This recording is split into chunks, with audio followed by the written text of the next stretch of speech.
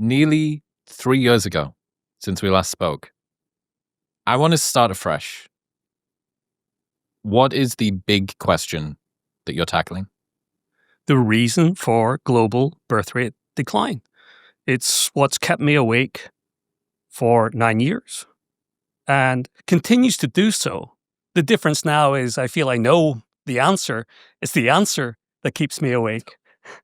And, that's why I came to Austin after, nearly 3 years to share what it is that the data is revealing. And frankly, I feel a sense of responsibility. I feel a sense of awareness of what has to happen to societies for us to have a chance of combating this. And just a reminder, if I can, Chris, no nation in history has been known to recover from long-term low birth rates. We don't have an example. So sometimes it's felt over these years, can I just say, when we last talked, almost no one was talking about low birth rates. Mm-hmm. And I think, frankly, the conversations we had then were part of a catalyst. In fact, I know they were because people tell me that. That was basically the launch of Birth Gap, right? The first documentary you did. I was pretty much the first pod that you'd done. My gosh. At that time, you embarrassed me in your introduction. You mentioned that I had only 5,000 views. Mm-hmm. I thought, this is going to go badly. Obviously, it got up to close to 1 million. I think I had 13 followers on X at the time. So really, it was a different world for me then. Mm-hmm. But more to the point, if you take the one-liner from that podcast that I think is quoted more often than anything else, we covered a lot. But now this is important. At most, people forget that. At most, a woman turning 30 without a child has a 50% chance of ever becoming a mother. And, my gosh, I know that's hit a lot of people. Young people, especially young women who are frankly shocked that by age 30, but it's at most 30. I'll come back to that a little bit later if I can. But at that time, I think that resonated with a lot of people thinking, well, why don't we know this? Why is it that we are educating our young people? It's great. Telling them to get established on the career ladder? Great. But we're completely silent on the fact that, by the way, you very well might run out of time if you want a child.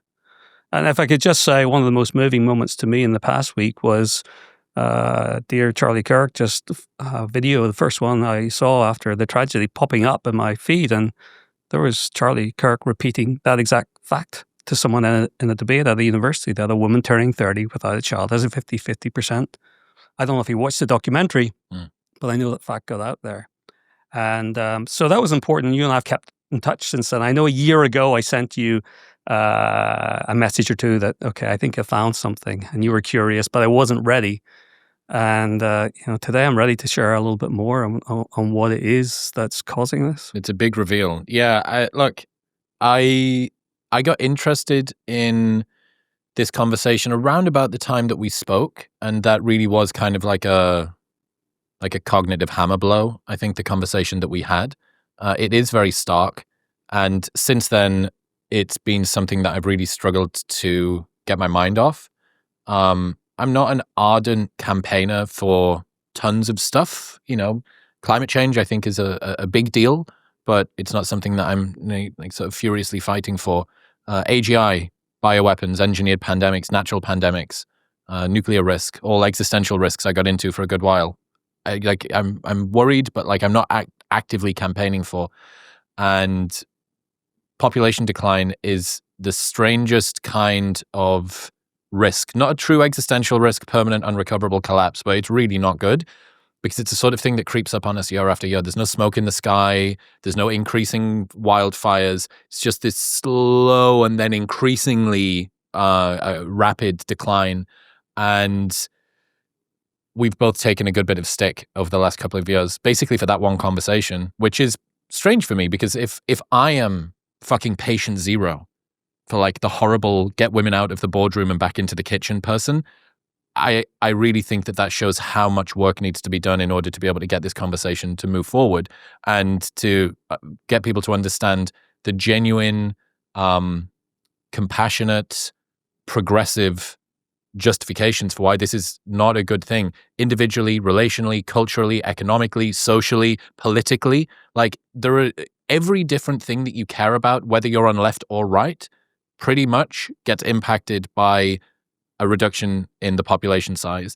And given that this is only one of the third rails that I've decided to touch, whereas it's a third rail that you just continually hold your hand on, it's an odd sort of bravery that you're not choosing to, like it's keeping you awake. You're compelled to do it at night.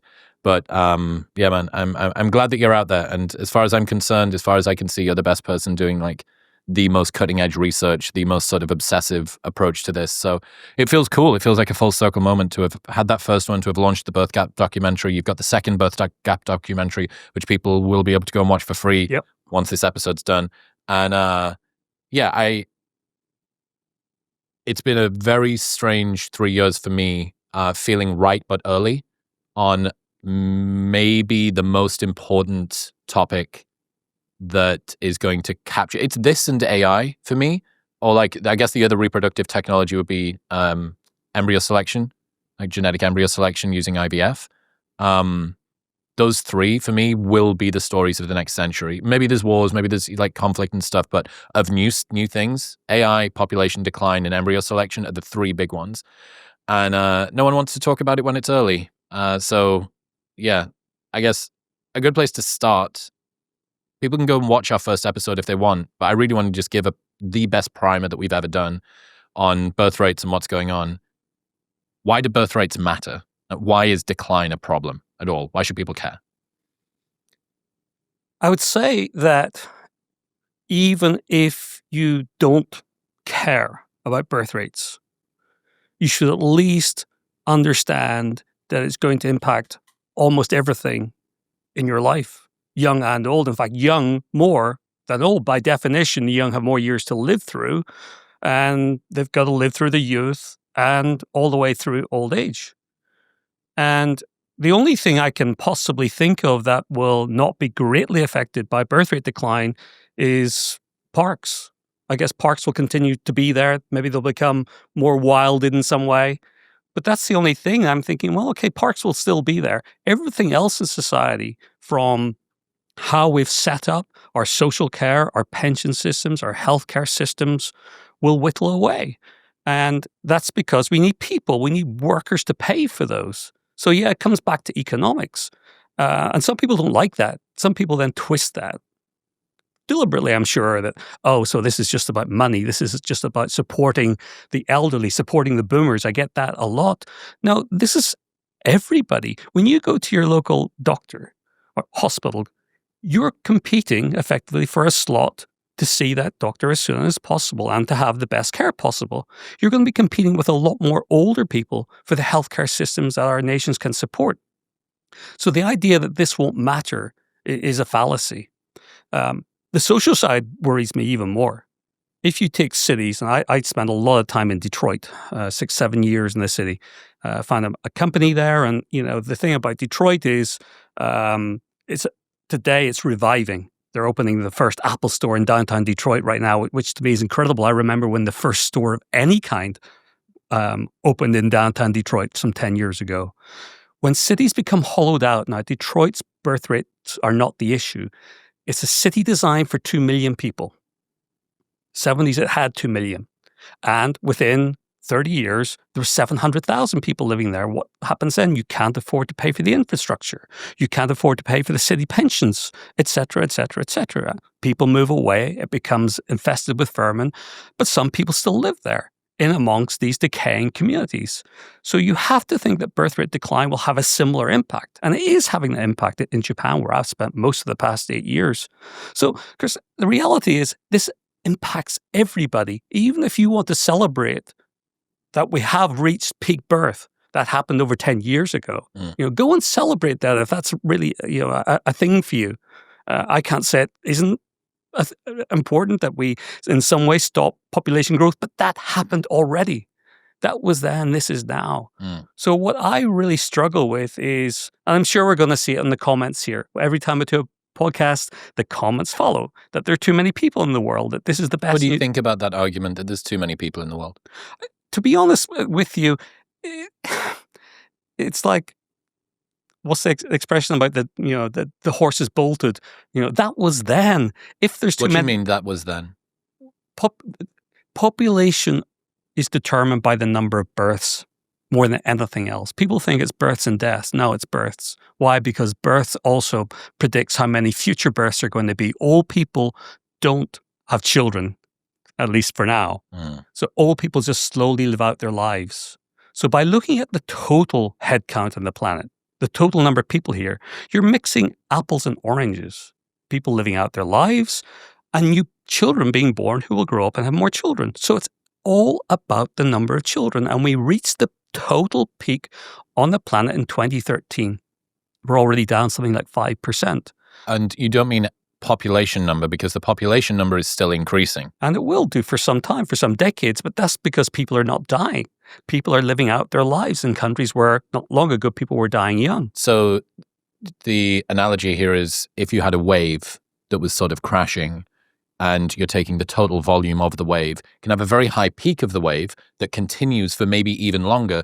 On the back end of that wave, it can be a slowing slope, an ever-reducing height of it. And then when that highest peak point crashes off the end, which is those people that are living longer than previously dying, you end up with a very precipitous drop.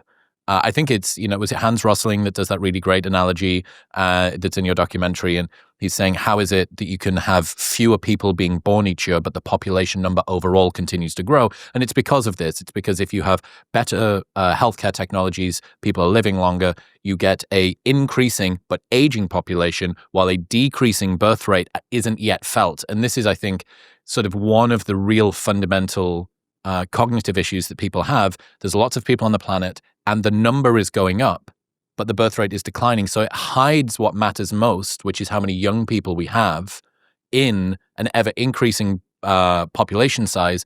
And that is the sort of foundation to this was the population bomb concerns that existed in the 1960s, that there's going to be too many people, that the planet's going to be overpopulated. Well, there was some guy that you quote in the documentary saying, if you have too many children, you're going to be like fined or put in jail. This was the concern in sort of the 60s and the 70s, that this was the future that we were going into. Is there a single country on the planet that's concerned about too many young people, too many births? Well, there might be in certain countries in Southern Africa, but everywhere birth rates are falling. And right now, as a whole, sub-Saharan African mothers are having one fewer child every 15 years. So we're looking at sub-Saharan Africa reaching replacement level. I hate the term, and I now try to call it stability level, where you get 2.1 children per mother, where you're not growing and you're not sinking. Sub-Saharan Africa is going to reach that around 2050.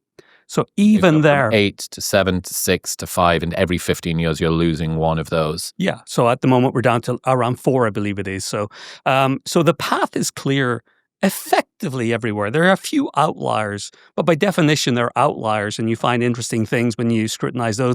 There's no country you can look at and say, there's a solution. That just doesn't exist. Just to give some headlines here for people to wet their whistle. The birth rates in Italy, Japan, and Germany are falling rapidly at exactly the same rate. Nations like Italy, Japan, and Germany that have a birth rate of 1.4 per woman will decay by 1/3 per generation. That means that in 2 generations, the population will fall by over half, and in 3 generations by 70%. 70% fewer Italians, Japanese, and Germans. So this isn't just Japan anymore. This isn't just something that's happening weirdly out in the East. This is slap bang in the middle of developed Europe. There are half the number of children in Germany as there were 50 years ago. Today, 75% of us live below the replacement rate tipping point. By 2020, every country in Europe, apart from Iceland, had more 50-year-olds than newborns. And even in sub-Saharan Africa, birth rates have been falling fast. Women are having one fewer child each for every 15 years that pass. Yeah. And, we could talk about South Korea, even worse, where for every South Korean born today, births are going to half in less than 20 years. So by the time a child born in South Korea today reaches college age, the country's going to need half the number of daycares and soon after elementary schools and high schools. And by the time a South Korean gets to the typical age of becoming a parent, which is late 30s, it's going to half again. So the communities they grew up in will have 1/4 of the number of daycare centers. So we have those, well, I'm not going to call them outliers because to me they're a potential... First movers. First movers, exactly.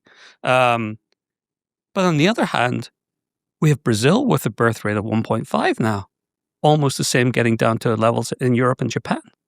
We have parts of southern India with birth rates around the same level too.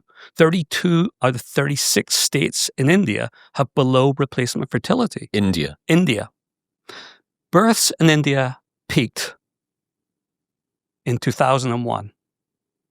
India has gone through 24 years of falling births.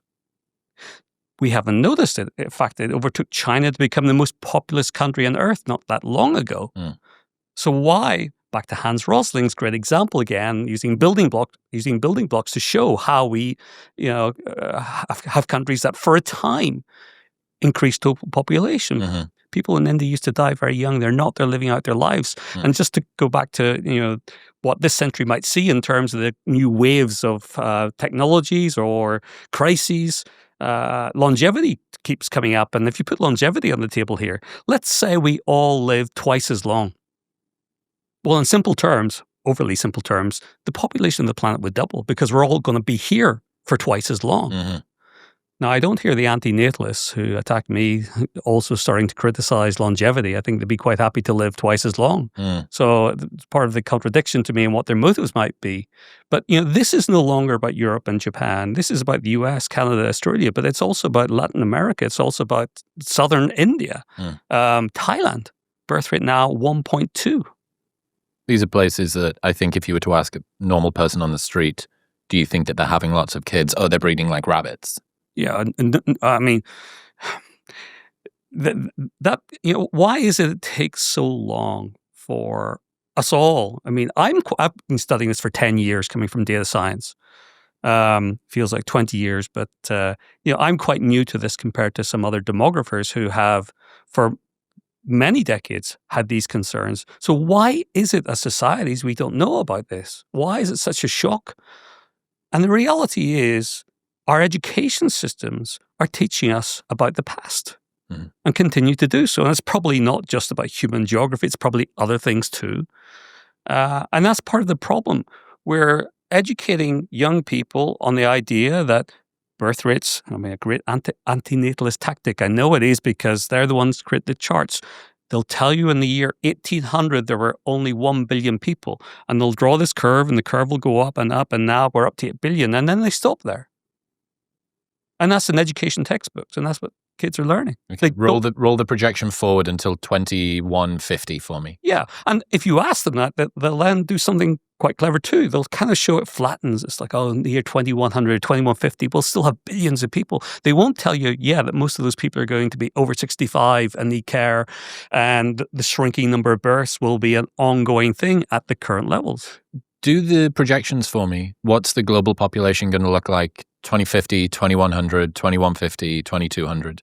I'm at the point, Chris, where I almost don't care. I just want us to survive. It's at a point now for me, and you made a comment at the start that it's not existential. I'm not so sure. I believe you're right. It's not going to be extinction, but I think it's going to be a lot more severe than we expect. I used to think, well, after a century or so, some new society will emerge. And maybe there'll be societies that we like, maybe societies that we don't like. Maybe they'll be repressive in some ways. Maybe they'll be high in religiosity. Who knows what might happen? But there'll be societies that promote having families. Pronatalism in some capacity. I now think that that's a vast oversimplification of what has to happen based on my more recent findings. Fuck me, you are deep. Like, this is all stuff that for me is cutting edge, that you're now saying is old hat, and there's a new thing to be scared about. I was already scared, but had a little bit of hope that on the other side... Yeah. I'm sorry. Like the harbinger of fucking demographic doom here. The good news, as I see it, Fuck, I need some good news. Holy shit. The good news is, I think it's quite clear what the problem is now. Okay.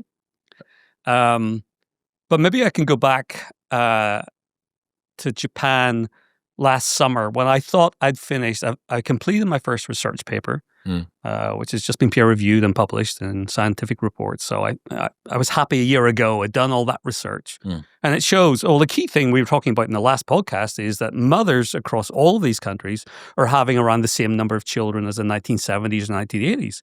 That was the shocking thing that, I was sharing 2 to 3 years ago. And it still shocks people that in the US in the 1980s, mothers were having 2.4 children. Not average women. Mothers, once you had the first child, it was 2.4, and today it's 2.6. So family size in the US has actually increased. In the UK in 1970, mothers were having 2.3, I believe, children. Today it's the same, in effect. Japan, 2.2 in 1970. Today the same. This has nothing to do with family size. It's to do with childlessness. So the very first, discovery I made, I believe it was a discovery because it wasn't being talked about, it still surprises a lot of people, including demographers, is that, no, this is actually focused on childlessness. And then you get into the debate of why that is. But a year ago, I was sitting in Kyoto, having literally finished all my charts for the paper just published. And I thought, you know what? I'm going to prepare some charts and data for my next paper because I know what I want to write about or what I want to study. And it goes back to our first podcast. And it goes back to that statement that I made that at most, half of women turning 30, 50-50 have a 50% chance of becoming a mother.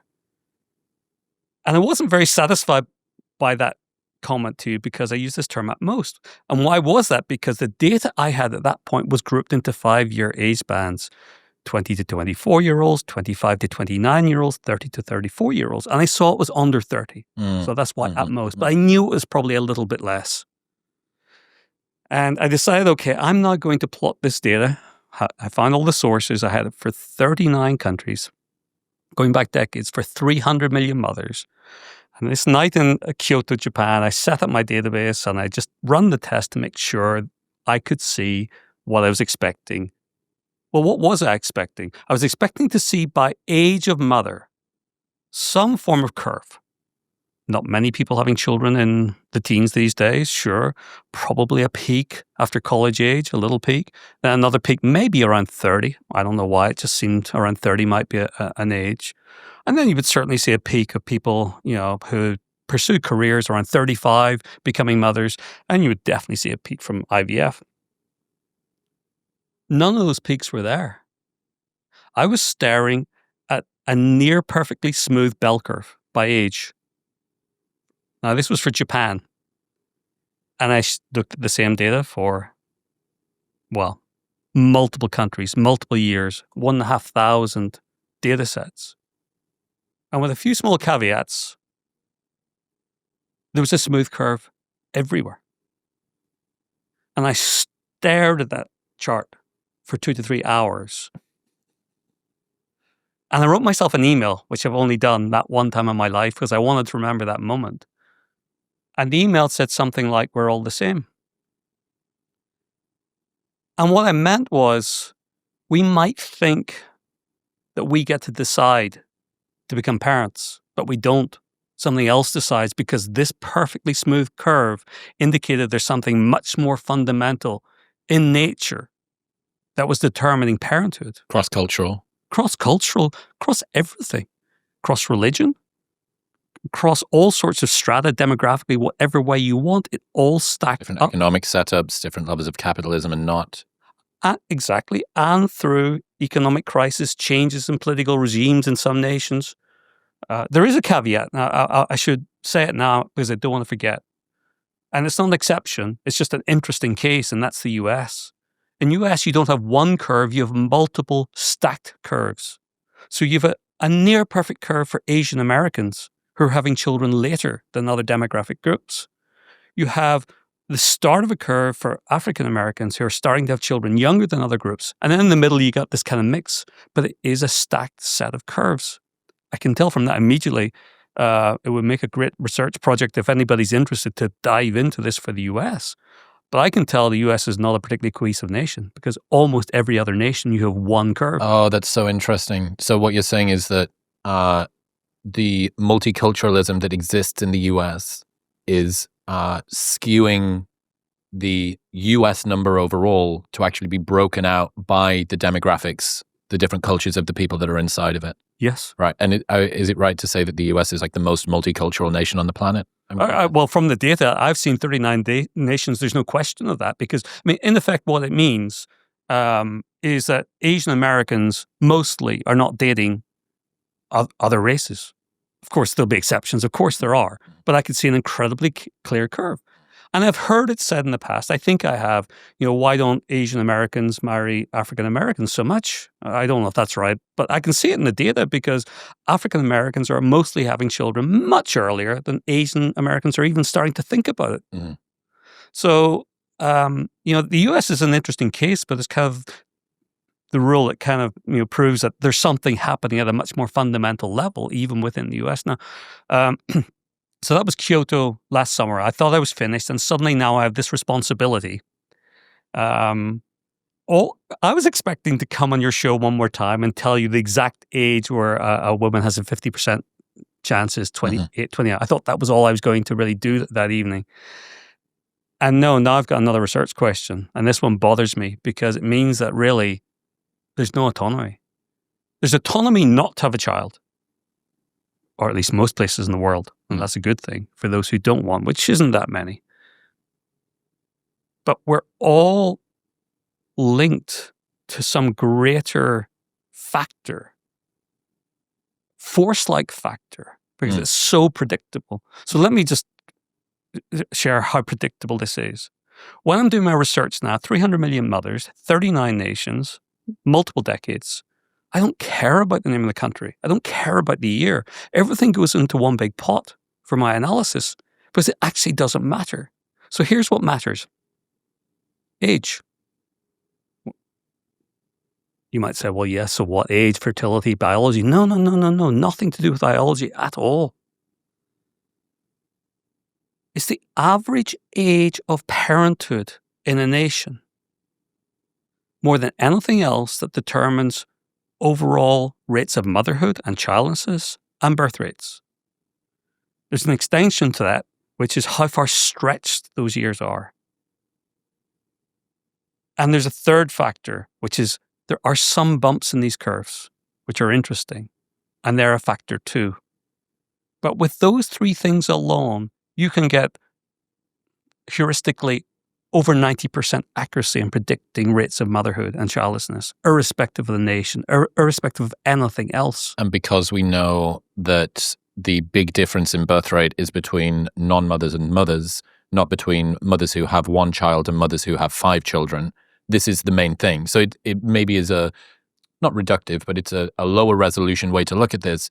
But this builds on your previous piece of work, which is, hey, the reason for birth rate decline is not because mothers are having fewer children, it's because fewer women are becoming mothers overall. Once you have the first child, you are more likely to go on to have, realistically, and in some situations, even more children than previous.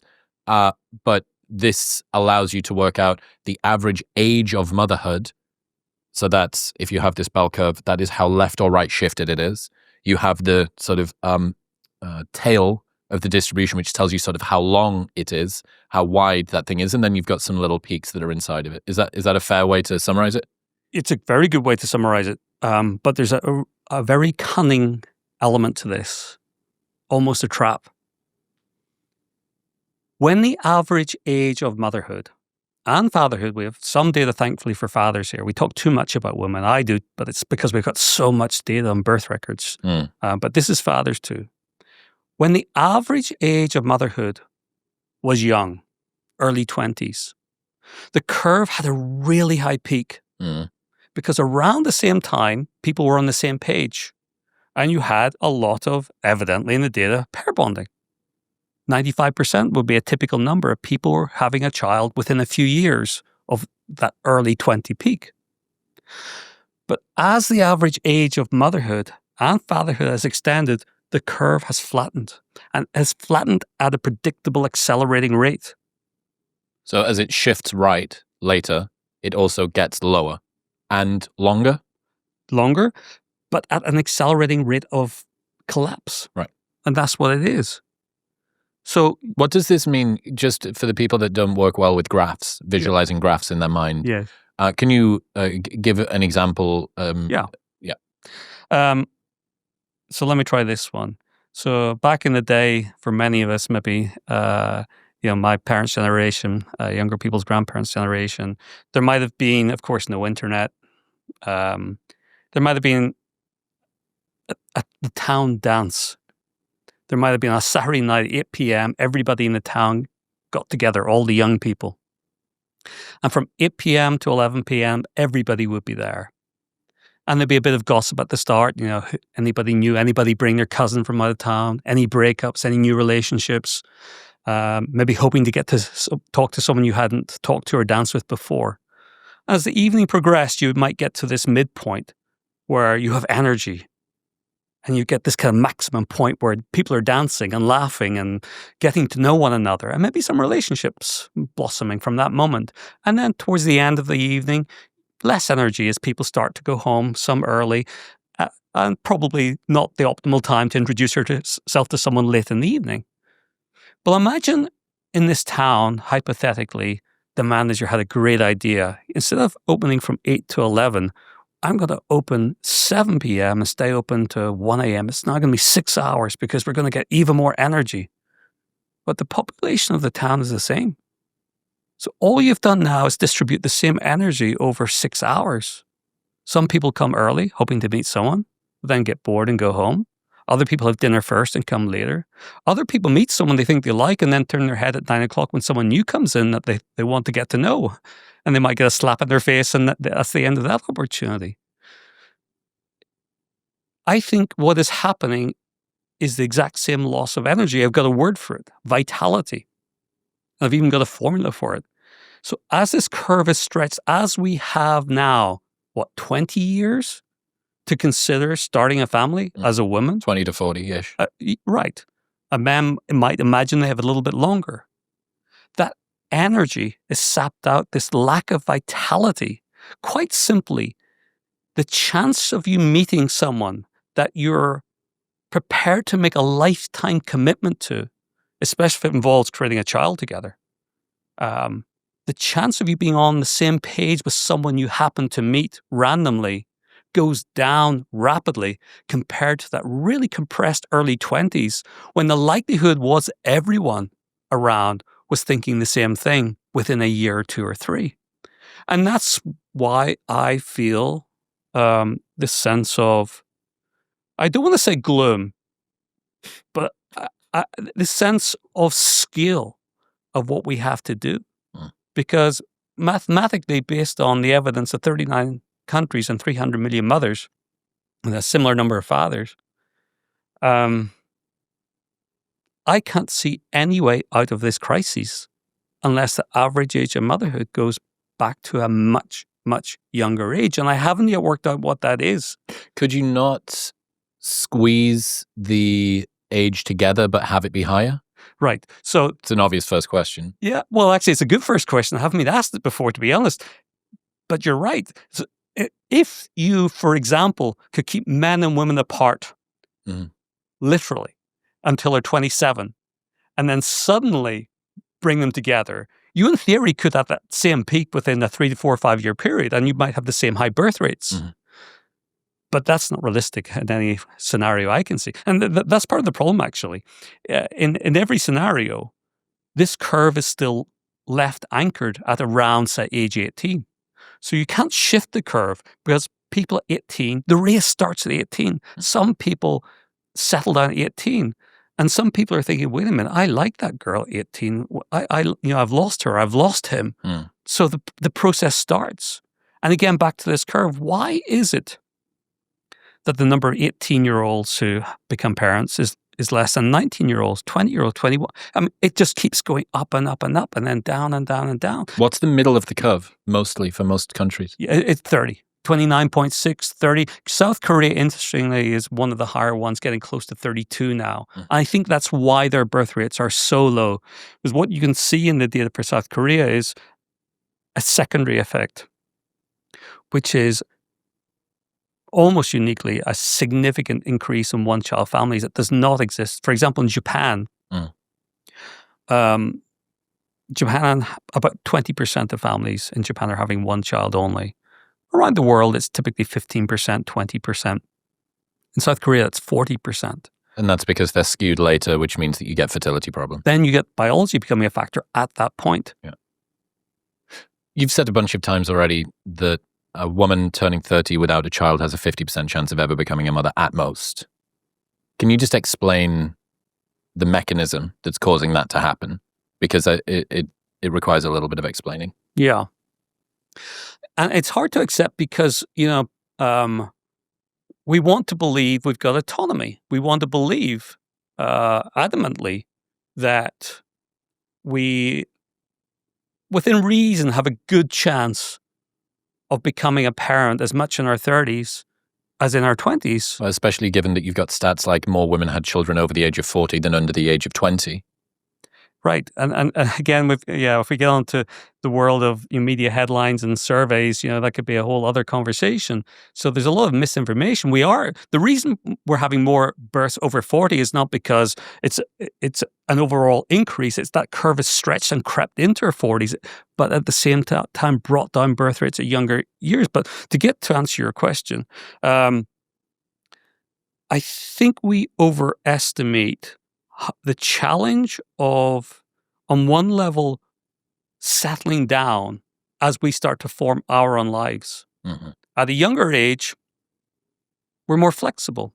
By the time we're in our 30s, we already know pretty much probably where we want to live, what neighborhood of town we want to live in, where we want to go on vacation, where the kind of friends that we now have, we want our partner to like our friends, we want to like their friends. We want to have the same pastimes and hobbies.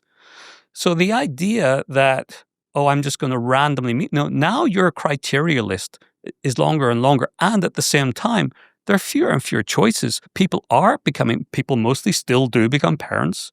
And the potential options to find that perfect partner or even... with higher standards. Yeah, right. So what do? Well, we wait longer.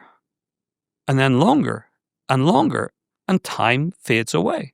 But if you look at it from a more mathematical point of view, there's a topic called game theory. I don't know if you've come into game theory at all. It's fascinating. I've taken a class or two in it, and I've modeled this exact crises using game theory.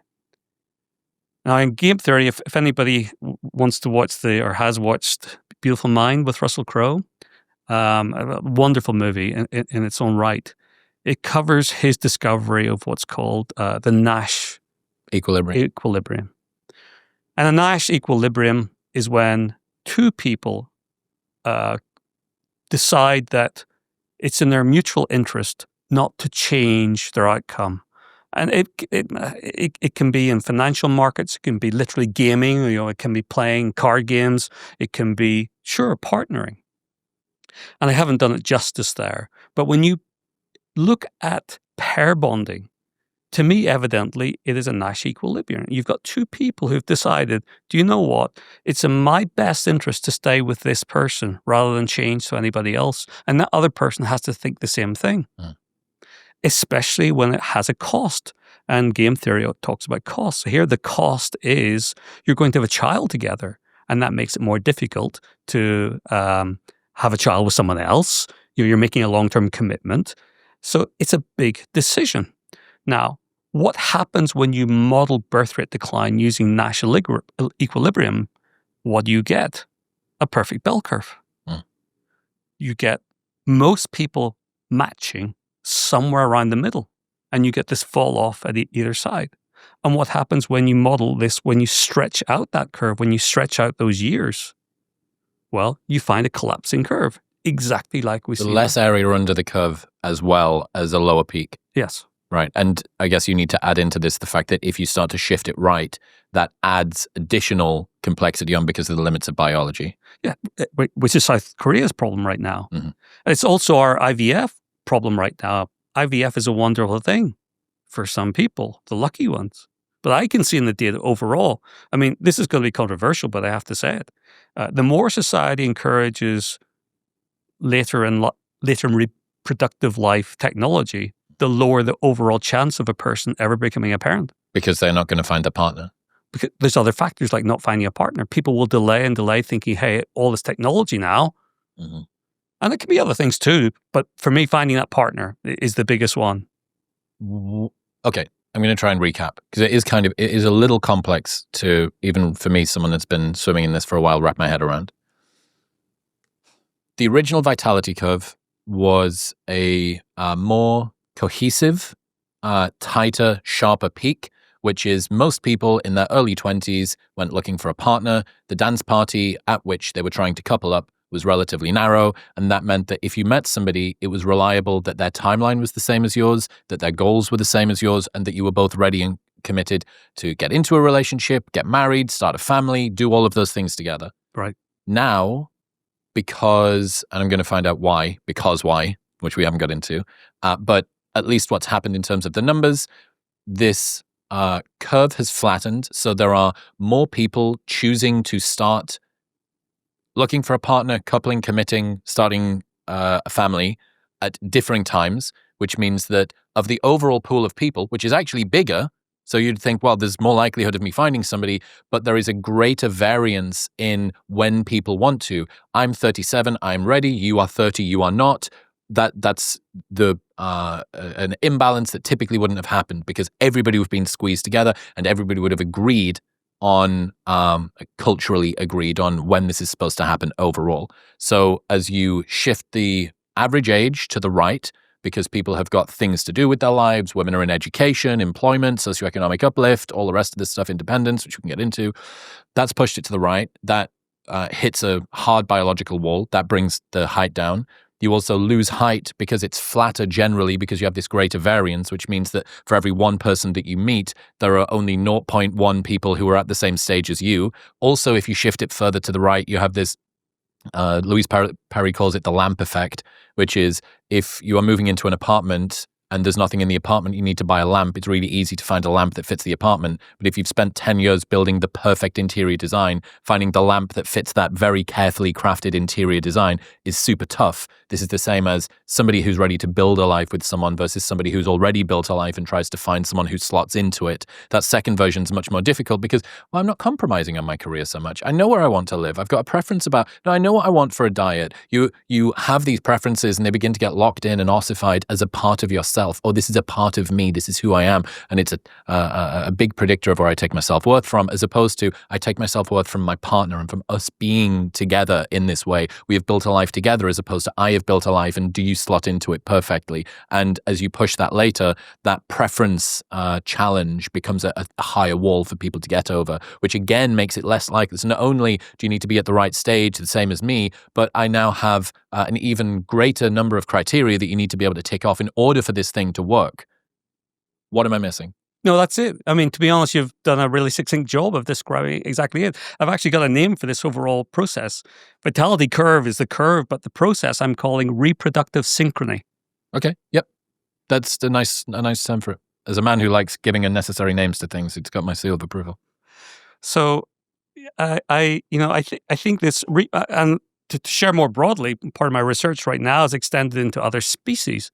This is not human-centric at all. If you look at prairie voles, if you look at wolves, if you look at seahorses, other animals that pair bond, you also have Gaussian curves, these bell curves. Now, they have not been researched, and we can't say they're necessarily the same thing, but it may well be that this is an evolutionary trait. The evolution itself has determined that those species or those cultures or societies that get it right early on are the ones that evolution chooses to.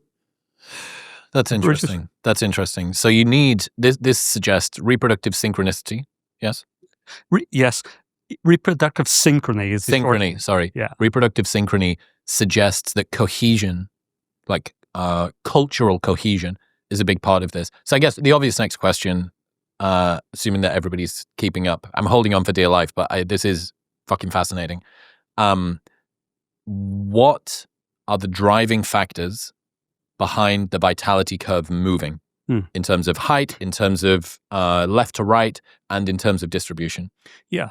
So this goes back to our conversation on the last podcast and the first part of my documentary, where we see sudden shifts in this average age of parenthood. It's very clear in the data. And it, in simple terms, is linked to moments of financial crises. So you can go back to 1973, 74 in much of Europe and Japan, 71 in the US, mid-90s in Korea, and more recently after the mortgage crisis shock in the US and many other countries, 07, 08. And what do you see? Well, mothers, parents who already have one child, really no change at all in their progression to have 2, 3, 4 more children as before. You would barely notice that there's been a crisis. But you see that those who have not had a child suddenly delaying parenthood because there's a sudden drop in first-time births.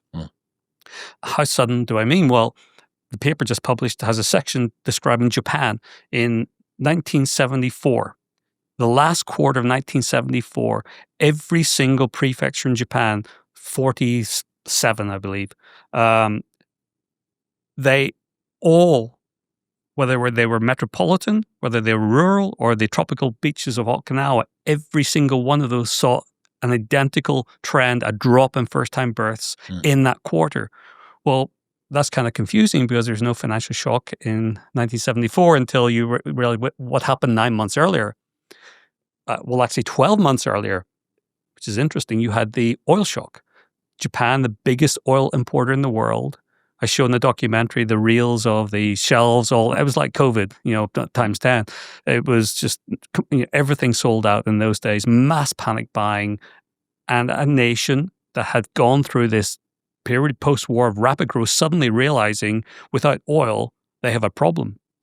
What happened? Naturally, parents across all of Japan, every prefecture decided, non-parents, wait a minute, not this year, maybe next. Same after the Lehman mortgage crisis. We see it. 2008. Yep. So after the financial crises in the US, we can see in the data this measure that demographers unfortunately still use. I feel sorry for so many demographers, the total fertility rate, which measures this thing called the average woman that doesn't exist. But still, it's a measure that we tend to use mostly. The average woman started having fewer children. And that decline is known to be mapped back to that period of time. But the measures I introduced in my recent paper show that the average mother, the TMR, the total maternal rate, didn't change at all. Explain the difference between TFR and TMR. So this has just come out in my recent paper, and it separates the average woman into two women, which is a step forwards. Mothers and non-mothers. So the average mother, the total fertility rate, really, to me, has been the reason demography has missed many of these trends in recent decades. There is no average mother simply because you can't be a mother and a non-mother at the same time. If you look at the TMR, the proportion of women who are becoming mothers, that number descended sharply after 08, 09. It was around 0.8, 0.85 even women in the US were becoming mothers prior to that. Now it's heading down close to 0.6. So it's gone from most to nearly half. Yes. And it's left the US today. So we know from CDC, National Family Growth Surveys, which are the most reliable thing we have for the US, we know that 90% or more of women either have or want children during their fertile years. 6,000 interviews. They used to be all in-home interviews, which are highly accurate. Now it's a hybrid, which has made it a little bit more blurry, but it's given us a very good sense. 90% have or want children around age 30. Right. And when you compare that to the TMR, which to the US is now heading towards 60%, it means that for every 10 women in America today, if fertility patterns stay the same as they are now, 1 out of 10 would choose not to have children, but only 6 will have children. Another 3 will be women who are, I use the term, unplanned childlessness. Involuntary childlessness. Well, this is another term. I appreciate the chance to just clarify. Voluntary childlessness is easy, choosing not to have children.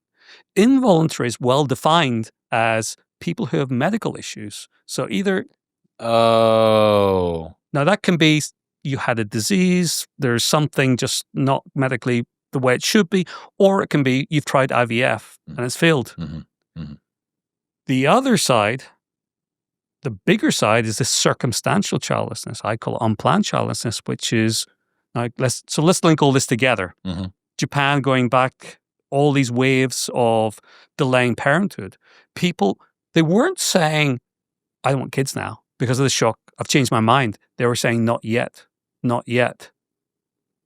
And that's what's happened. We've slid into this world of delayed parenthood through people saying not yet. And of course, when people were saying not yet, they were doing something else. They were pursuing their careers or education.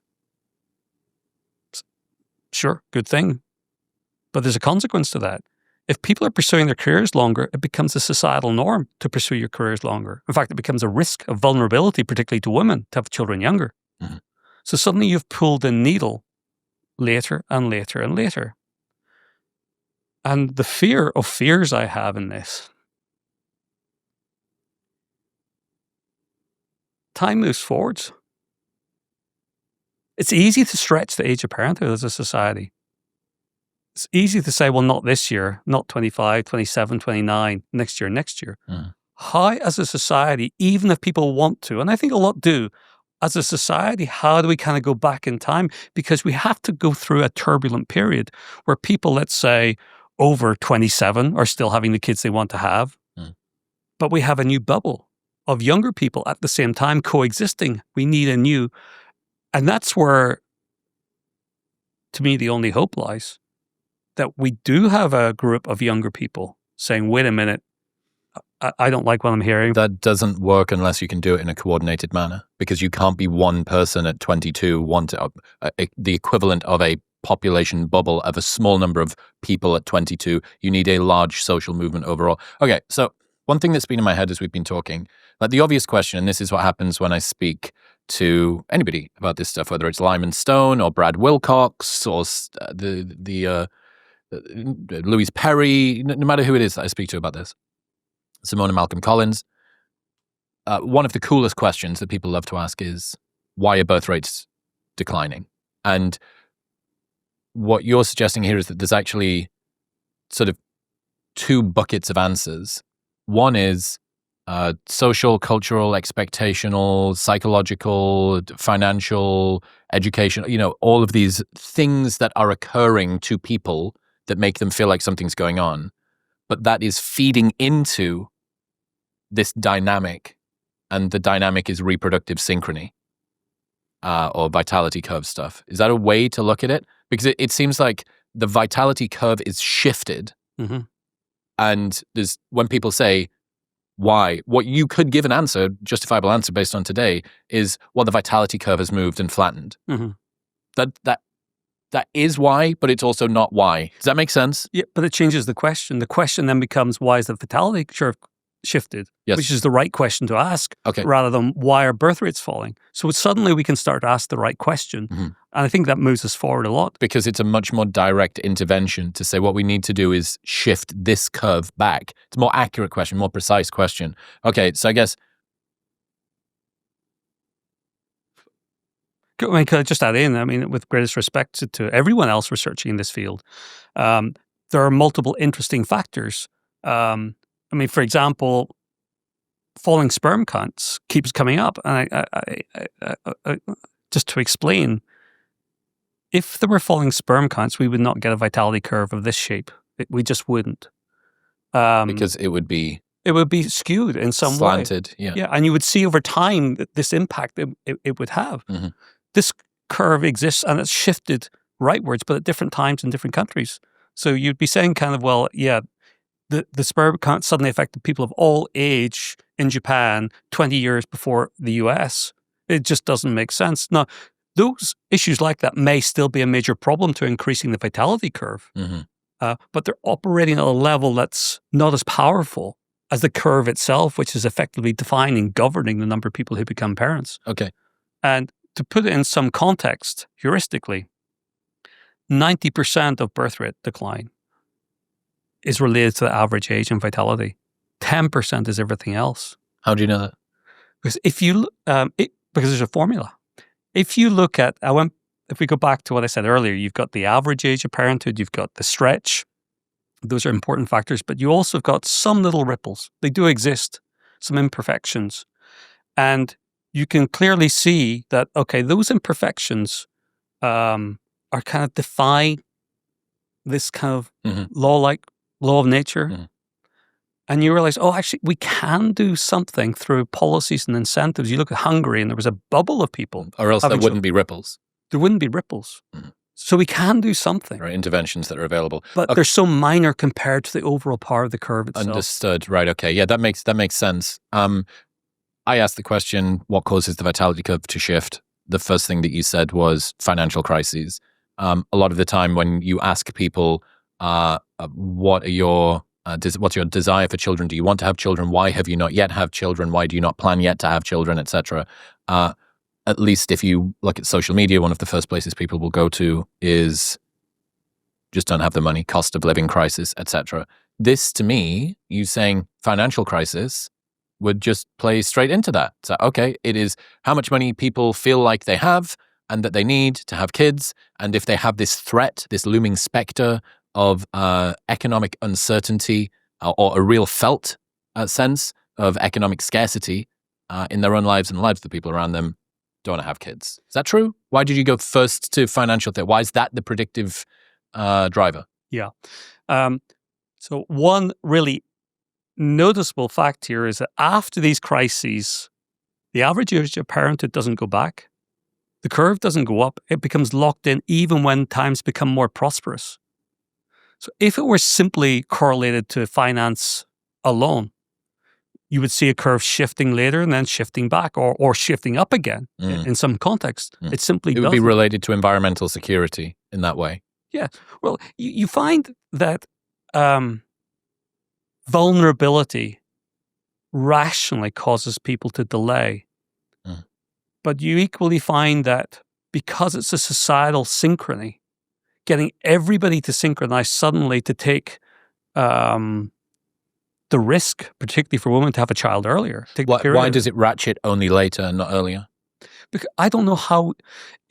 So I like to use Japanese terminology for it. It's very clear. In Japan's employment system is very hierarchical based on the year you started working for a company.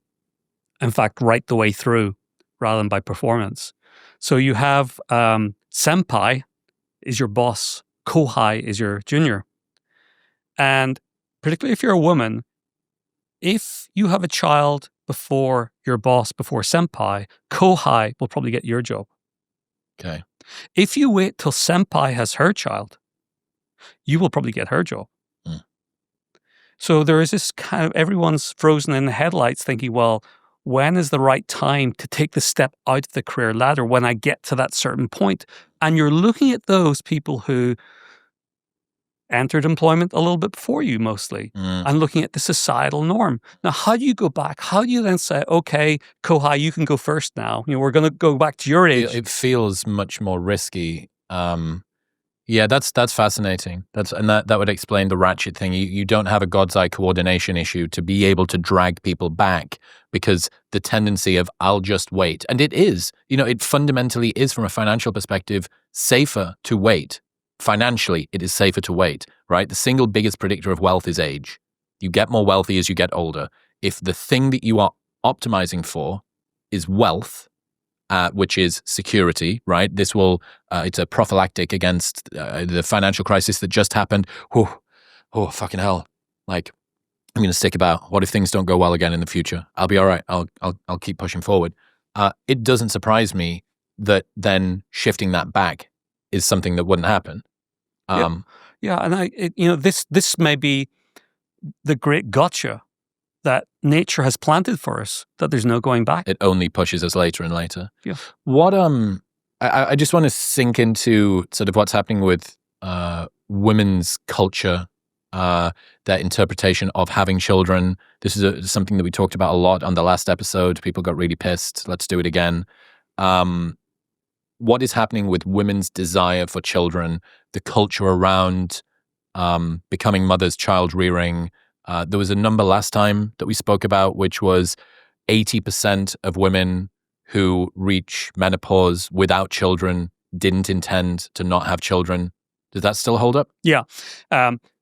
There is a caveat, and it's only a temporary one, so it does hold up. When you look at nations that have gone through this transition to low birth rates, high childlessness, it holds up. So if you go back 30, 40 years and you're looking at the 1960s when childlessness in the US, many countries might have been 5%. It was much lower, which suggests that the people who did it were doing it through volition. Exactly. We're talking about the modern world. Fuck that. Fuck the 60s. Well, you say that, but the number of researchers, my gosh. Oh, well, if we go back to the 60s, you'll actually find that... Chris, cohort studies. It's just a fucking selection effect. Are these people actually stupid? Like, it's just it's the same as saying, well, look, the divorce rate's going down. It's like, yeah, because the marriage rate's going down, because the only people getting married are the ones who are really certain that they want to get married. Well, this is just a kind of plea to the world of demography and researchers for a second. Stop being so retarded. Stop using cohort for your predictions of the future compared to period-based risks of what's happening right now. And we see it all over the place. And I get accused even recently by senior professors saying, no, we saw some data for a cohort study. Yeah, it was women born in the 1960s compared to the 1940s. Of course, family size went down back that far ago because cohort studies take decades to All right, bring us into the 21st century. What do women think about having kids? Yeah, I see no evidence of change. The CDC numbers have fallen a little bit. It used to be 95% of women have or want children around that age of 30. Now it's closer to 90%. So there is a shift downwards, but there's also been other shifts that have gone on at the same time of delayed parenting, and all washed out. I have talked to, the documentary, 24 countries, 230 people interviewed, mostly women, often, sitting in their homes talking about their dreams and aspirations. And since then, hundreds, if not thousands of personal conversations. And clearly, not everyone wants children. And we have to respect, and I want to say this, because otherwise there'll be comments against me, and certainly you get grouped in with it too, I'm sure. I don't believe we should be coercive at all. We should be entirely respectful that some people genuinely do not want children. And that's fine, because those people have other things that they can do to support society. I don't think it benefits anyone by trying to guilt them in any way. I wouldn't want to live in a society where we were trying to guilt people into having children. They're also not going to make particularly good mothers if you force somebody who doesn't want to be a mother into being a mother. Right. Yeah, look, I can see exactly why you're going with this. At no point in any of the conversations that me and you have had have we said, we should be forcing women who don't want to be mothers into being mothers. That's not where you improve birth rates from. We're talking about the huge, overwhelming percentage that 80% of women who pass reproductive window and do not have kids didn't intend to not have kids. Right? This unplanned childlessness. And these women have support groups to grieve over families that they never had. Like, of the two groups of people, the one who's on the outside saying, look at these two white men getting women out of the boardroom and back into the kitchen, making them domestic prostitutes, conned by the patriarchy into just churning out women. This is just the Handmaid's Tale all over again. Where's your compassion for the 80% of women, the overwhelming majority? And the 20%, me and you were saying, awesome. Like, you made your life choice. That's totally great. Congratulations. Enjoy your future in however you want to do that. Like, how is this not the compassionate perspective when you've got women who literally have fucking support group. Who is that lady that's got the Judy Day? Fucking fantastic. Yeah. And they have support groups to grieve. It's that sentence: grieve over the family that they never had. Yes. Like, I mean, it's if you've ever been around a woman who is getting toward, and because I'm 37, some of my friends and friends' friends are doing this. These women who are feeling the ticking clock of biology, like not just conceptually, they're coming into contact with it in reality, and it is a type of like terror. It's like a fear. It's like beyond rabbit in headlights. I just give an example of a woman I had lunch with because she wanted to talk to me, knowing I'd made the documentary in Japan. 35 years old, just gone through another breakup. And distraught, she said, I don't want flowers. I don't want vacations. I don't even want romance. I just want family. And you realize that this is a woman getting that point of realization that the likelihood she will become a mother is becoming more fleeting and fleeting. Have you got the number? So you said a woman reaching 30 without kids has a 50% chance of ever becoming a mother? At most. At most. What about 35? Oh, I mean, it does vary by country. I'm not going to cite it here, but at a guess, I'm going to say it's 15%. I'll be pretty sure that a woman without children at 35 has a 15% chance of ever becoming a mother. Okay, I'm just going to, because we haven't fully delved into this, and I do think it's an important qualifier to explain what this means. A lot of women that are listening and guys that are listening would be like, what do you, 50%? Like, I could have sex with a woman who's 31 today once over and over. It's easily get pregnant. That's not what we mean. It's not that there is a 50% chance of you getting pregnant. What we mean is, of all of the women who as yet haven't had children by age 30, this includes single women, this includes women who are coupled but not married, this includes married women that haven't yet tried. But a big cohort of that is people who are as yet not in the situation that is ready for them to be able to start a family. And that bundles all of this in. If you reach that age, the likelihood is that you probably haven't been trying, because most people who try to get pregnant do get pregnant who want to. It is how do you come to explain it in this sort of way that I'm doing it here? Well, the number of people I've met who were in a stable relationship at some point in their 20s, maybe into their 30s, thinking this is it, everything's good now, and then suddenly go through a breakup. And very often for the woman, the breakup comes from the man, and within a year, he's got a child with a 25-year-old. Who's traded down. And now you've got a 33-year-old woman who has to find someone else and has to start trying to think of having a child maybe age 35 or 38 if they don't meet the same person again. So it all, and this comes back to the vitality curve, it's finding that match and committing quickly.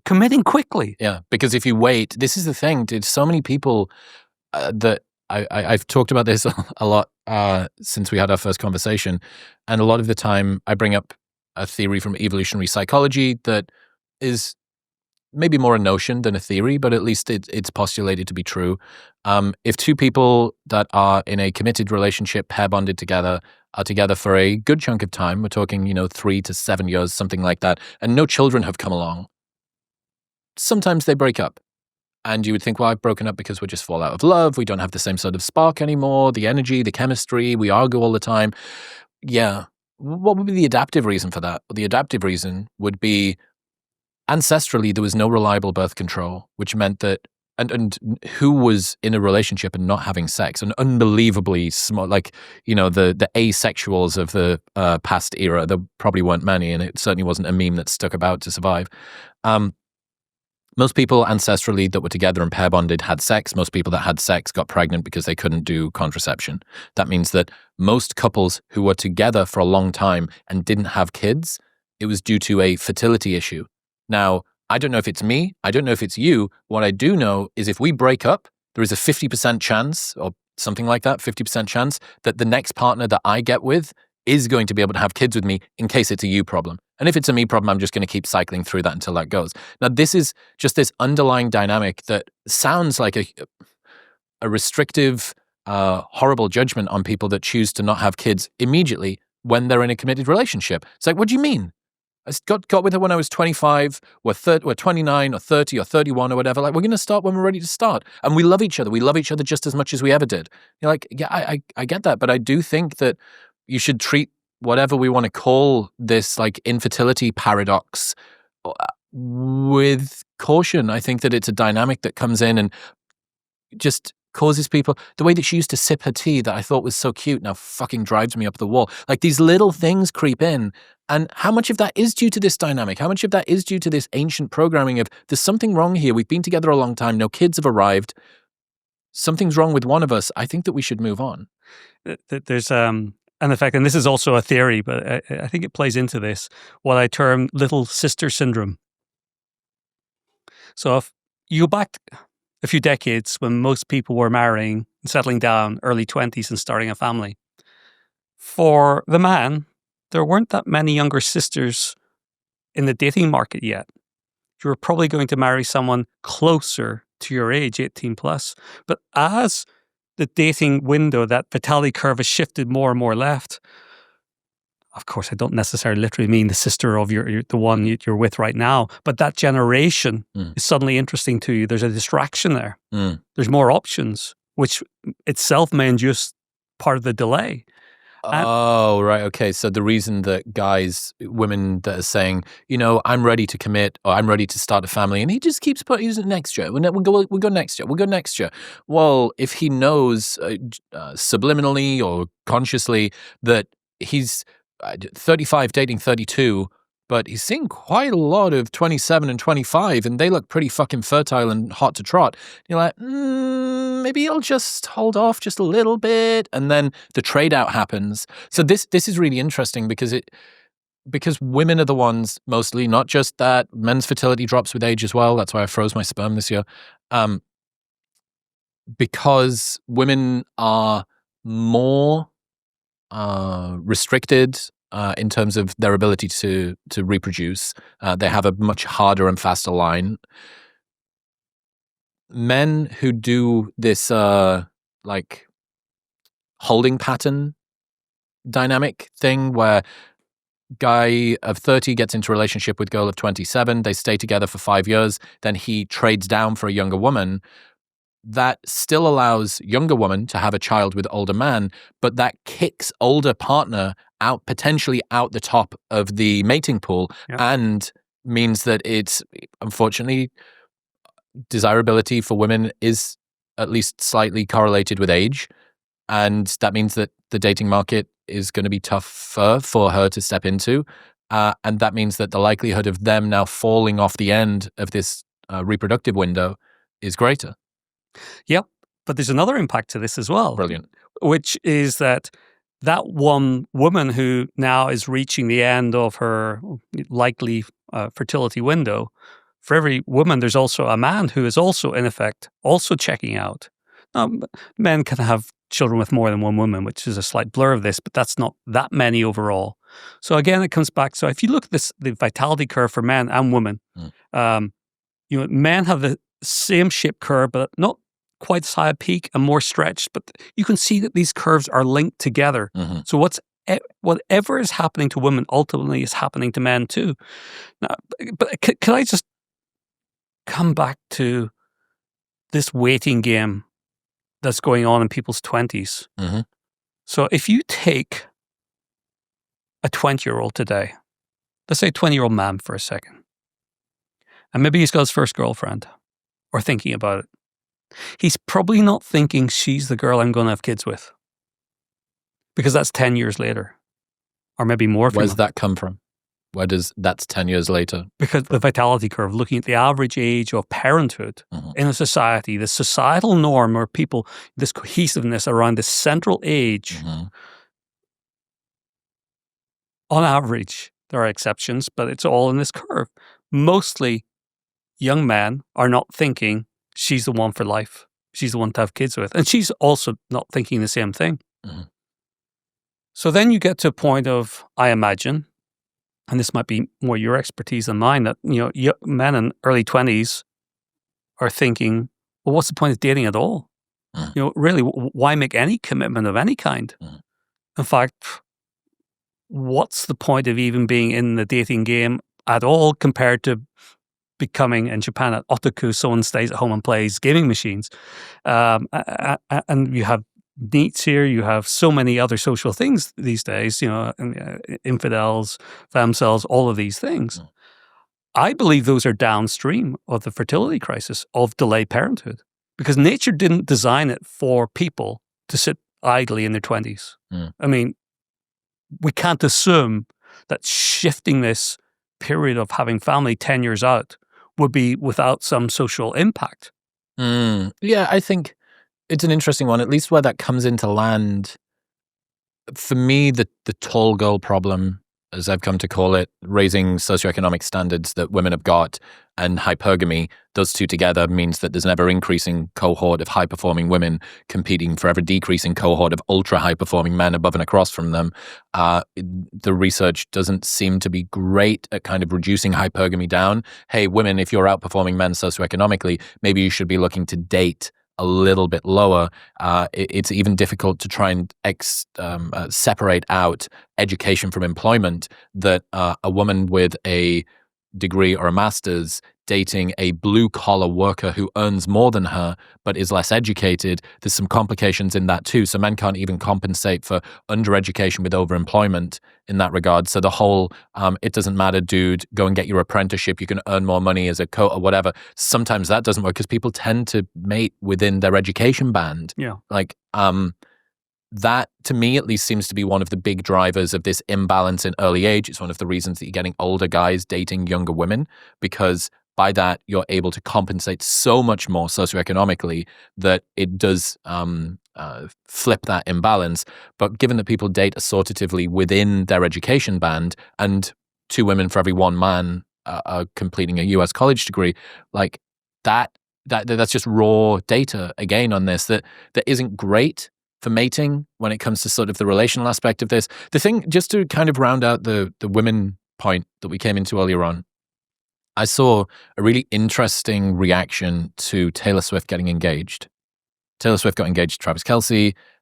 She has been, I think, for a lot of women, a kind of permanent breakup artist for a very long time, sort of over a decade now. She's been singing about the machinations and challenges of a woman going through the world of makeup and breakup and heartbreak. And I saw a bunch of different threads and forums talking about how it's such a shame that Taylor had got engaged because she was going to be such a wonderful role model for child-free women. Now, that makes sense if she wanted to be child-free, and she still may. Her and Travis may decide to not have kids. Something tells me that that's not going to be what happens. First off, I think that there is going to be a bump in your vitality curve if Taylor Swift gets pregnant, just because of that mimetic, like you see mothers around you, that means that you get more mothers thing. Like, I just think that's going to be, I'm sure that some group of women lost weight when Adele lost weight, and Lizzo, right? Like people that are in the public eye that do a thing, you end up doing that thing too. But the other side of this is, I think a lot of the conversation, or the question I have is, why is the conversation that is so pro or so antinatalist specifically for women, that you don't need to have kids, you're being forced into a family, if it's the case that 4 out of 5 women that fall off their reproductive window and didn't intend to not have kids, how can it be the case that the talking point online encouraging women to not have kids, why is that not being pushed back against? Yeah. If 4 in 5 women that are childless didn't intend to be. Yeah. So I've come to see a huge divide, lack of empathy, understanding between those people who want kids and those people who simply don't, to a point I think often they can't understand each other. If you don't want kids, it's hard to understand why anybody would want to get up 3 times during the night for the first 3 years of your kid's life and, have to transport them to every after-school activity for a couple of decades. And on the other side, if you do have that strong desire to children, it's really quite hard, I think, to understand completely why someone just doesn't have that desire. So I think part of this is fueled by this lack of empathy and understanding. But it goes deeper than that. I mean, antinatalism is alive and well. And, it's one of those things hiding in plain sight. But, it certainly touches me, when I get heckled by a professor in Japan, as I was recently, a British professor of strategic thinking, I believe it was, came into a class of Japanese young students when I was talking about the subject and started hurling questions at me without letting me respond, or being cancelled at Cambridge University because that happened, I think, just after a podcast. That it was too controversial a topic. Well, where is that coming from? Why is it that people want to make it their business to tell other people not to have children? And I believe it has come from sources that had good funding back in the 60s and 70s. The person you referred to earlier who was telling people that they should be locked up if they have more than 2 children in America, that was Paul Ehrlich, who wrote the book Population Bomb, and clips of him saying that are in the documentary. But the funding for that came from some very substantive foundations, and those organizations are still there. I show in the documentary the latest part how in the US, Paul Ehrlich's nonprofit organization is still alive and well. What's it called? Population Connection. Okay. Based of DC, and they boast that they provide materials to 3 million high school children per year based on... What's their justification? Why do they want fewer people to exist? Well, I think they're locked in time. Talking to them, they are affable people. They will, tell you how wonderful kind of it can be to have a child, but then tell you 20 reasons why you might not want to. And then they have a very, I would say, clever tactic of pointing to stats of people in Africa and showing pictures of here's an Afghan man marrying his 10-year-old bride, and then suddenly telling you you can do what you want. So there's this undertone. Now, they are part of a group, and I'm happy to state it because the CEO told me that they do not inform people about birth rate decline. I would say to anybody listening to this who themselves or knows a volunteer working for organizations like that, stop. Because you are telling half-truths to young people. Find an organization that's telling the full truth about exactly what's happening, and particularly when it comes to sex education. We're very good at telling young people how to avoid pregnancy, and that's a good thing. What we're not good at all is telling people there's a fertility window, and by the way, you've a lot to cram into your 20s.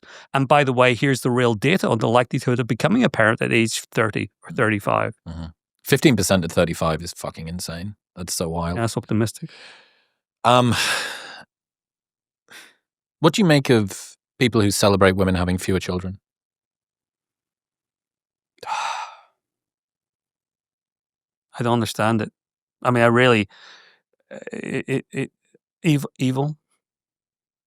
If people don't want children, they shouldn't have them.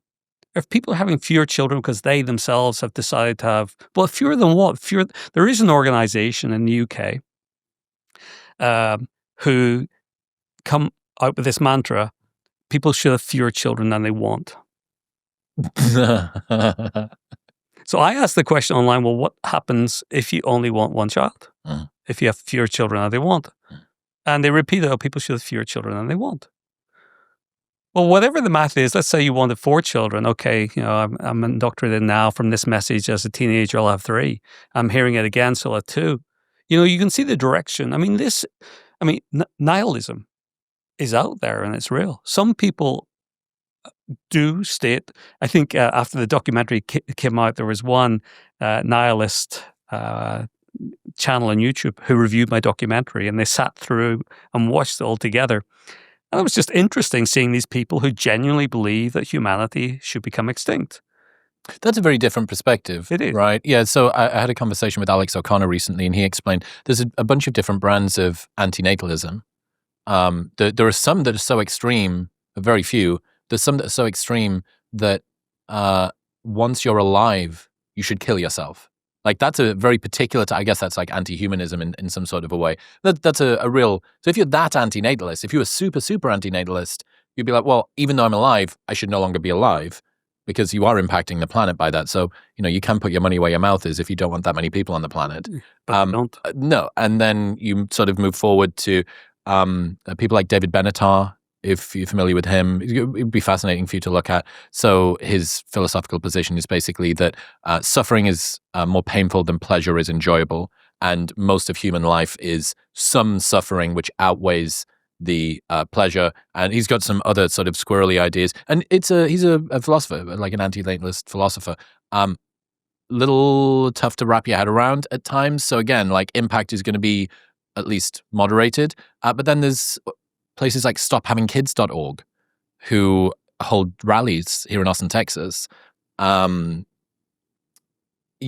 think when you ask the question, like, what are the impacts of people not having kids or of people having fewer children? There's two buckets as far as I can see. One is the personal. So what does this do for men and women who reach later age and don't have a family, who reach the end of their life and haven't gone through the process of having a family? Like that's one. And then the other is the macro. It's like, what does this do to the human race? What does this do to economics, politics, culture, so on and so forth? Is that how you come to think about the impacts? Yes. Yes, I think it's a very good way. And often we only think about the macro. And I think those people who are, I guess protesting about other people having children, I think they have been fed information that these macro problems are so vast that they obscure any sense that there is a micro problem in personal people's lives. People don't yet understand the level of desire there is to have children. And especially given that the people who are child-free by choice are very vehement about it, and they knew. So I think you have there is an asymmetry in the sexiness of the argument, right? But even, Chris, I have to say, I hate that term. Child-free by choice? Child-free. The idea you put the word, we don't say pet-free. I don't have a dog. I'm not pet-free. That's just not the term we would even think of using. If I don't go on vacation this year, I'm not vacation-free because you had the hassle of booking the flights and you're packing whatever else. The term free was attached to the word child by ideologists, certain ways of feminism going back many decades. It's the burden and you have relinquished yourself from it. Right. And the reason I don't like, there's many reasons I don't like it, to be honest with you. The term free we use for disease-free, debt-free, stress-free, universal negatives. We don't put free after something that actually most of us want. But it goes further than that. There are people who do not have children by choice, childless by choice, I call them, who also don't like that term. Two of them are school teachers, I know, who've said to me, I would never use that term. It's a horrible term. I could never tell my class that I'm child-free. So I don't know. I think it's another example how this ideological antinatalism in whatever flavor has been allowed to seep into the psyche. Yeah, like I said, I think that there's a real, it's a little bit of a messy argument to try and get across, and it's not the sort of thing that you can say instantly, because you've got the macro and the personal occurring separately. So someone will say, well, you should stop having kids because of the environment, right? There's too many people on the planet, or because of carbon emissions or something like that. And one of the costs of that, let's say that is true. I actually don't think it is. I think it's like 0.04% over the next 200 years if population stays the same versus decreases. Let's say that you do say that and you're like, okay, well, what are the costs to that person individually?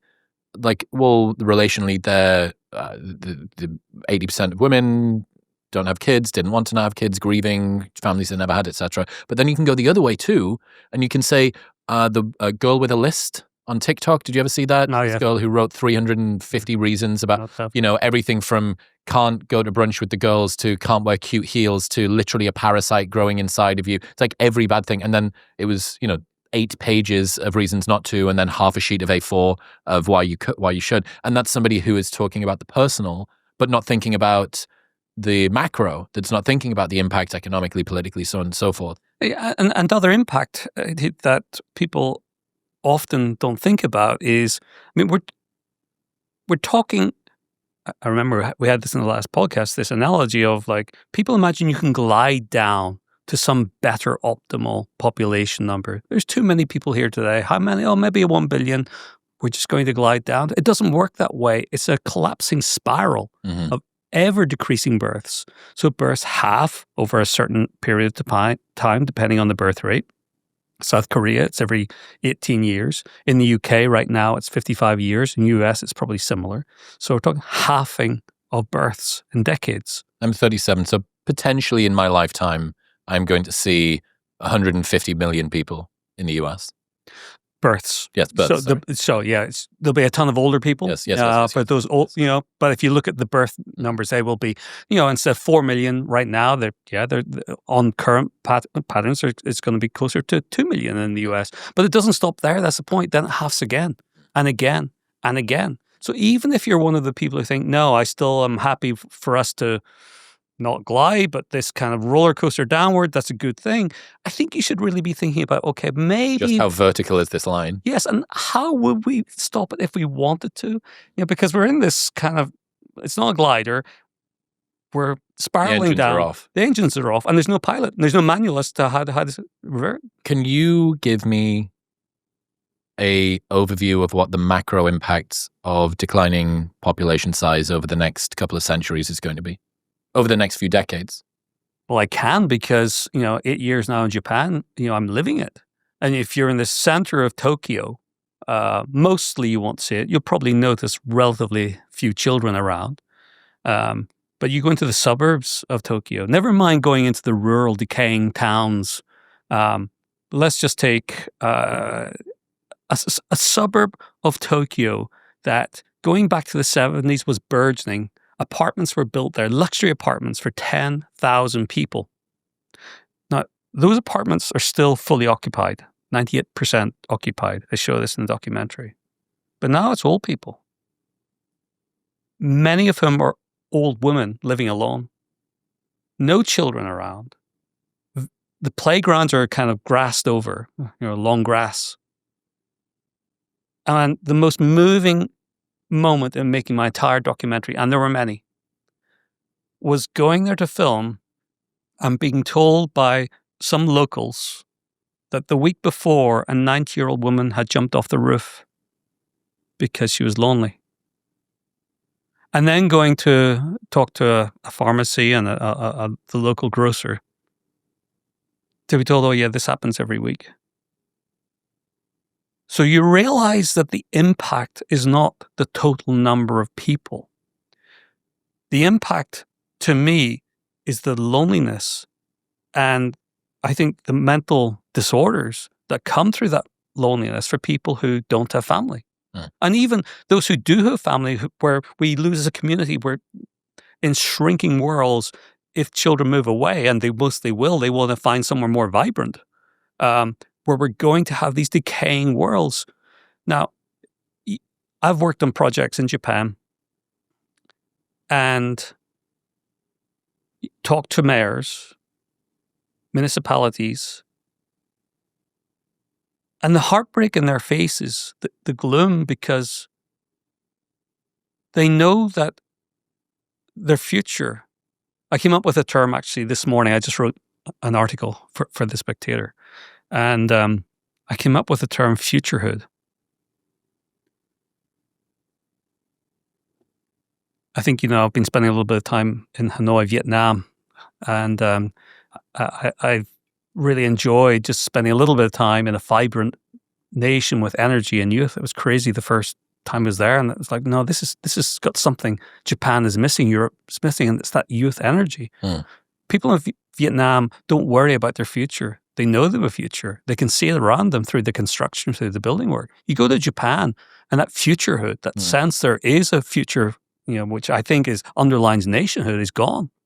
And these mayors and these municipalities are making tough decisions as to what services do I cut next? How am I going to keep that bus service to that town? 5,000 schools have closed in Japan in the last 15 years, on average 2 per day. You take a school away, communities disappear. So looking at total headcount is another distraction. I think that has been, everything's stacked against us, actually, because it's too easy to, play with numbers if you're an antinatalist, just focusing on, look at the total headcount of the planet, or look at the total headcount of the US, we'll be fine, without realizing as you peel away the layers, the economic infrastructure is one of decay. And then behind all of that, what I worry about, have you seen the movie or read the book Children of Men? Yep. So when we're making the documentary, one of the film crew kept telling me, wow, you should watch Children of Men. And the title didn't really stand out to me as something like Why of Men. Because what I was talking about to the crew was, it's going to become this really gloomy world, a world without children. That's not a positive thing when you literally see your world in decay. And there seems to be no way out of it. And Children of Men just shows that, I think, perfectly. Different storyline, perhaps, but not that far off. So I worry about despondency. And I think it comes back. So why am I even sitting here? Why am I not kind of closing up research, saying we're done and that's it? Well, there is hope. And that hope lies with the youth. It lies in new bubbles of people in their 20s saying, do you know what? I'm just going to resequence life. I'm going to figure out a way to do this, to have family at the same time. And the power that younger people are going to have, given they're a shrinking number in many nations, I think will mean employers will have to follow them and say, do you know what? I will give you that sabbatical to have children. And the real, I think, game changer in all of this comes back to education. I would love to take a year out of high school and a year out of college. I think people should be in the workforce by 21. And let's have people start their lives and get established at a younger age. Well, less education, that's not a good thing. No, I mean, switch the education model to lifelong learning. I go back to college, I still do, haven't for a couple of years, but I just love going back. I used to, come to the US summer schools for 3 or 4 years, studying psychology and game theory and all sorts of other things that were of interest.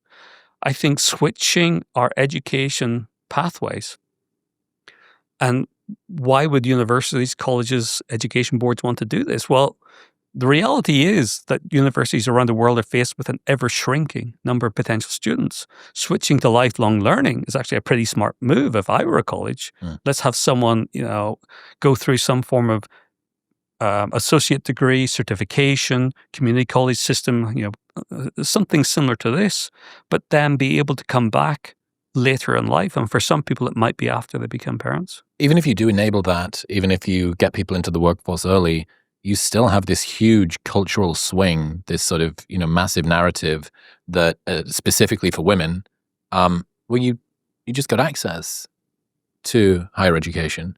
You were just allowed, the gender pay gap is still a thing. We haven't even reached parity yet. So what, you're saying that you're going to give up this thing that you just got access to? It certainly seems, at least with regards to Korea, that's one of the reasons the birth rate did decline, that they got access to education but not employment. And then when they got through the higher education, arrived into employment and weren't selected or promoted by what was still a pretty sort of misogynistic culture that didn't see women as in the same sort of equal way, perhaps, to be able to get them access into these higher paying jobs, that they said, well, fuck this. Like, I'm not even going to bother. So I understand, and it would be great to start people off early. They don't need to stay in education as long. I mean, the American education system, what is it, some 50% of people that are leaving high school don't have like an 8th grade reading level and all of this stuff.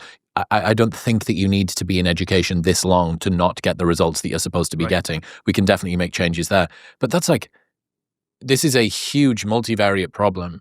I have to guess that the countries that take this seriously earlier are going to be the ones that are going to benefit, and the ones that don't are going to be very self-defeating. Yeah, and that's part of my frustration with Japan. I'm losing confidence in many countries. I've been able to talk to a lot of people who are in a position to do something about this. Government ministers, several prime ministers, presidents. I collaborate with the former president of Hungary and a nonprofit to increase awareness of this worldwide. But yet, no one really yet is doing anything. But it's changing. So, your point about education, I want to come back to that if I can. Women's education. I mean, you already give the example that 2 out of 3 undergraduate students in the US are female. And I think men have a higher dropout rate as well. Well, you take Thailand. What percentage of women in Thailand get college degrees? 55%. Men, 30%. Thailand. So the idea that women have something to catch up on in terms of education is it looks like no longer the case. So I don't think it's a very good argument for people to say we're going to take education away from women necessarily if everyone shifts to lifelong learning. I'm talking about men and women shifting to lifelong learning. And again, why am I doing this? The comments I have from young people in particular, I talk to at colleges, universities, speeches, the shock that they have such a low likelihood of becoming a parent in their 30s is so intense. I can see in their eyes, they're going to make the right decision for themselves. And very often that's going to be, do you know what? I don't really want to go to the office and report to a boss for 30 years and not have a child. I'm making sure I do that first. And, I call myself a pan-natalist. Because I don't like being called pro-natalist, and I'm certainly not anti-natalist. Pan-natalist meaning I support those who want to have children, to have the children they want to have, and those people who don't want children not to have the children they don't want to have. So ultimately, I'm on the fence in terms of what people actually choose. It's not my role to tell someone anything. But I think giving young people the information so they can sequence their lives, what is right for them, is part of the answer here. What happens to GDP of countries and the world if this continues? What happens to quality of life? Yeah. I want to get some big macro shit out there. Yeah. GDP, you can talk about GDP, but that's going to shrink if there's fewer people. And then someone will say, well, it's GDP per person that matters. A number of people glide down. You say, what does it matter? Because there's going to be fewer and fewer of us anyway. But no, you see, the services that we provide through taxes are locked in at a much higher level. They cannot scale down because older people need more healthcare and need pensions. And in most nations, the pensions are paid in whilst people go into the government kitty and are paid out to current retirees. So the idea that economically this will not hurt is simply wrong. And in terms of my biggest concern, and I don't know how we're going to figure this one out, is investment. Investment drives growth. Give a concrete example. Well, I 30 years ago, I studied an MBA. And the entire MBA was about growth markets. How to find a product that would grow, how to create a company that would grow, the importance of growth. And why does someone invest? Why does an individual invest? Why do pension funds invest? Predict it's going to go up. It's going to go up. They don't invest because it's going to go down. So the appetite for investment in anything is, well, perhaps old people's products like diapers for the elderly for a time. So the appetite for investment, by definition for me, will reduce. And what can be called this degrowth model, or I like to call it retronomics, retrofitting economies continually for an ever-shrinking size, for diminishing returns. I don't know how that's going to work. And if you take away investment, what does that do to jobs? So people will say, well, sure, we haven't talked much about AI. Thank goodness AI is around, right? Robotics. Thank goodness we have some way of increasing productivity. Because, one thing that isn't going to shrink with GDP is our national debts. Those are locked in. And by definition, I did the numbers for the US very recently. it might be 8,000. No, it's thousands of dollars per worker per year are paid in interest on the national debt. And that number is only going up because the national debt's going up in the US, like effectively every country. Now, if there's a shrinking number of workers to pay that off, what happens to our next generation? So effectively what we've been doing as nations, and I don't think people have been doing this willingly, so I don't blame the boomers. I don't blame, it's just the reality of where we are. We were borrowing money against our future for the present. Yep. And it's the next generations who are going to have to burden that. Yeah, there's an embedded growth obligation. If you have an increasing debt, the assumption is at some point we'll outgrow our own debt. So growth has to occur in the future. This is the mad thing about the economics, especially given that a lot of the pushback, I think, against talking about birth rate decline comes from progressive-leaning individuals who are very concerned with quality of life, especially for people toward the bottom rung of society, and inequality, two things that they really care about or are supposed to really care about. Well, if you have a decreasing GDP, if you have a worsening economic model, what do you think that does to quality of life? And who do you think it is that's going to be... I'm going to be fine. You're going to be fine. All of the people that are educated and have wealth are largely going to be fine. Lots of problems as well, but they're going to be more fine than the people who were relying very heavily on a social safety net that was paid into by taxes from an ever-dwindling workforce that's now being pulled up more by pensions and healthcare that needs to support old people. And if you say, well, fucking hell, at least we've got AI and robotics, well, what about the second thing that you're worried about, which is inequality? Who do you think is going to capture all of the economic gains from that? It's the 10 companies that own all of the chips and all of the compute and all of the AI systems and all of the robotics. Yeah, fucking Jason from an NVIDIA is going to be fine. Sam from OpenAI is going to be swimming. But this decrease, it's the two things that progressive people are supposed to care about the most, that as far as I can see, and I'm totally open to being wrong, I am an idiot, but economically, those seem to be the two things that are going to be impacted the most. People at the bottom rung of society are going to be cared for less because there's fewer resources and more are taken by people who are older. And if you do rely on the one technology that could be a bit of an escape velocity to pull us out of this thing, where do you think those gains are going to be captured? They're not going to be redistributed down by these amazing companies. This company contributes 10% of all productivity in the United States, this one robotics company or this one AI company. Okay, you now have the most powerful company in American history that's running this thing. And this is something that I wanted to get onto. Why do you think that talking about birth rate decline is right-wing coded? To me, it's not, from where I come from. Well, you get the same accusations that I do, right? Yeah, for sure. So I think on one level, there are people on the right who are aligned with the idea of family. And, often their perspectives come from a good place. Often it's some religious perspective. So you do get this weight from the right, I think, where family is in some way prioritized, not just for religious reasons. But I think on the left, you have multiple ideologies that were linked in some way to the idea of exploding populations, too many people on the earth, etc.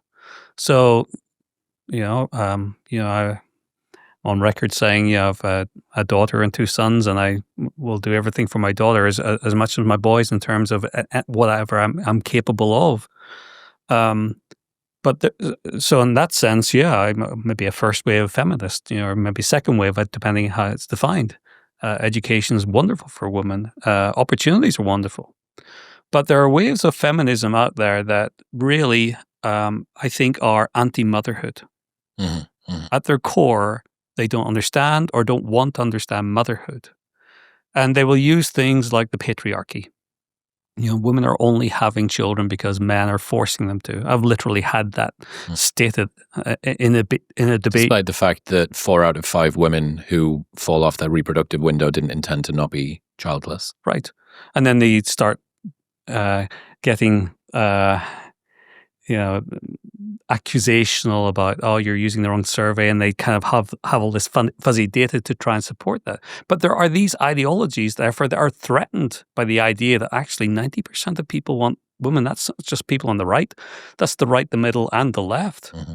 And then you have environmentalists, which may be, I don't know, maybe more left-centered often, who have been indoctrinated in some cases. I think it is that we need less people on the planet because we can't possibly sustain the idea of people having families and simply polluting the earth less. Mm-hmm. So you have the left, I think, that's going through this exercise of trying to remap its prior views on many things, like gender pay gap, the environment, and many other things. But it's changing, and it has to change because the left will be left behind. Well, let's not forget, the Democratic National Convention had free vasectomies happening outside of it. I didn't know that. Free vasectomies in a van, like a bus, like a vasectomy bus, open to being told that this was right. But I mean, this was reported fucking everywhere. So I'm downstream of a lot of people reporting incorrectly, if that's the case. I know what you're about to say. Anyone that's taken the behavioral genetics red pill understands that your political ideology is at least partly heritable. That means that the children of left-leaning parents are more likely to be left-leaning themselves because they have a personality inherited from their parents, which is independent from the environment that they were brought up in, which predisposes them also to left-leaning beliefs. This means if you are anti-natalist but also pro-progressive, you are self-defeating. That is ideological fucking seppuku, right? Because you have to assume that in the future, the pro-natalist ideologies, subcultures, groups of people, the religious, the conservative, the fucking Amish, they're fine. Look at Israel, right? Like, there are small pockets that are fine, I imagine, but they're in a overall decreasing vitality curve. Who do you think inherits the future? Who do you think inherits the future culturally, ideologically, religiously, politically? If you really care, I mean, it's a difficult argument to be made. Like, if you really care about progressivism, you should turn against all the people that are progressive that say you shouldn't have kids and you should start having kids. But that's the future will be inherited by the children of the people who have children. Shock, horror, and they will be predisposed to a particular type of ideology based on this. And I'm like, am I fucking high here? Like, does nobody else see this? You are saying we care about democratic ideals. The DNC is here to help move America forward in the right direction. But this denial of the fact that heritability is something that even exists in behavioral genetics is like fucking pseudoscience. Sure. We can see how long that gets you moving through the future. You're encouraging your supporters to cease themselves from being able to have kids. So in terms of who inherits the earth, it's interesting you mentioned the Amish. It's interesting you mentioned Israel. Israel I know a bit about. I imagine the Amish have very low childlessness rates, probably larger families, but also I imagine that their vitality curve, I imagine they have their own, and it's way left shifted because people are starting families younger. Yeah. They've got cultural cohesion. Right. Israel doesn't have cultural cohesion. And I haven't been to Israel. I certainly would like to go at some point. But you can see in the data there's more than one Israel because 15% of mothers there are having 6 or more children. But you also have 20% childlessness. So you can see, okay, there's multiple vitality curves inside Israel. So who will inherit the earth? It's going to be those groups of people who have a vitality curve that is less left shifted towards probably the average age of motherhood being 25 or less. And the challenge, therefore, I think, if the conservatives are to get a little bit smug saying, well, we will inherit the earth, that's only true if conservatives start having children younger. If you're saying we're going to have more children, but you're still keeping your vitality curve at age 30, this is effectively a law of nature. You're not going to match with the person you wanted to match for all the reasons we've already talked about. So it comes down to, you talked about a movement earlier. It's not individuals cannot change this. Yep. It Because has to be coordinated. It has to be coordinated. Yeah.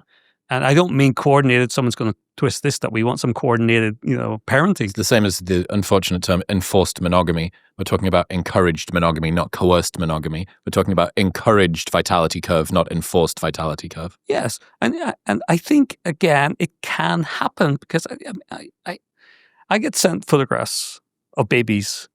Quite a lot of people watch the documentary. It's heartwarming.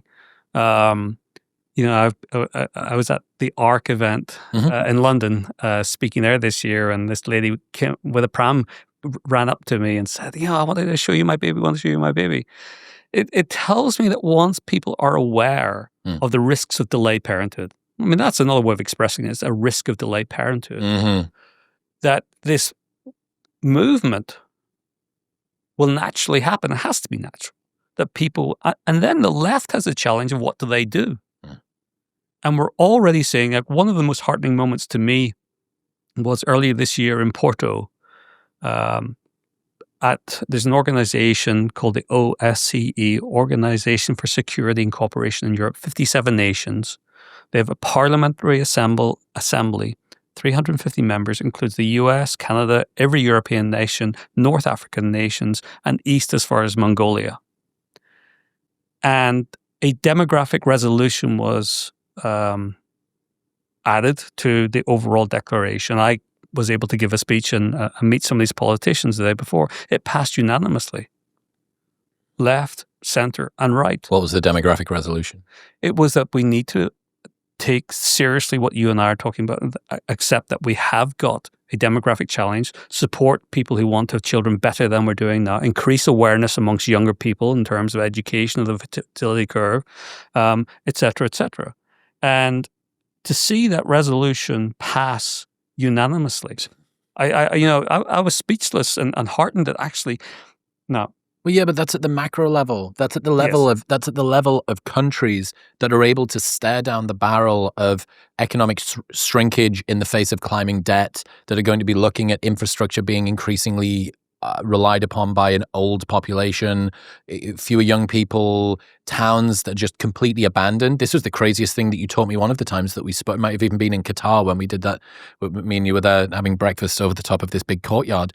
And I was like, well, what happens to a country if the population decreases?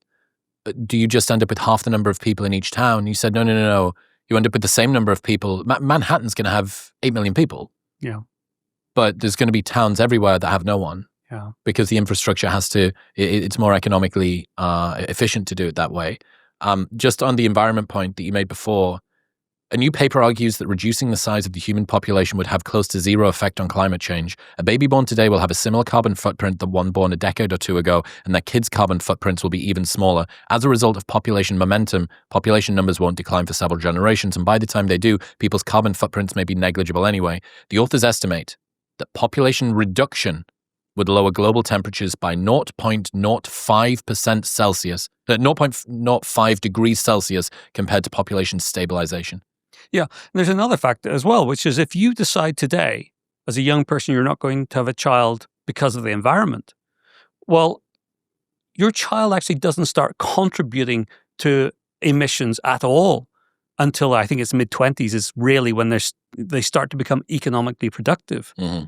We're already living on a planet that is past peak child. We're already on the way down.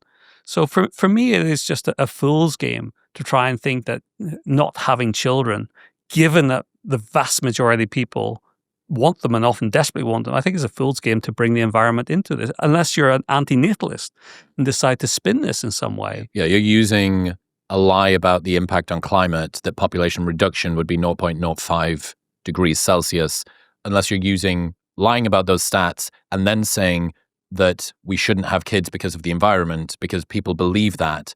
And then that is the way to sneak your antinatalist policy in under the guise of being caring about the climate. So on this exact topic, the worst ever chart I have seen in science. Okay. In future, I'm into data, as you may have guessed, and in future, I'd love to see a museum of data science.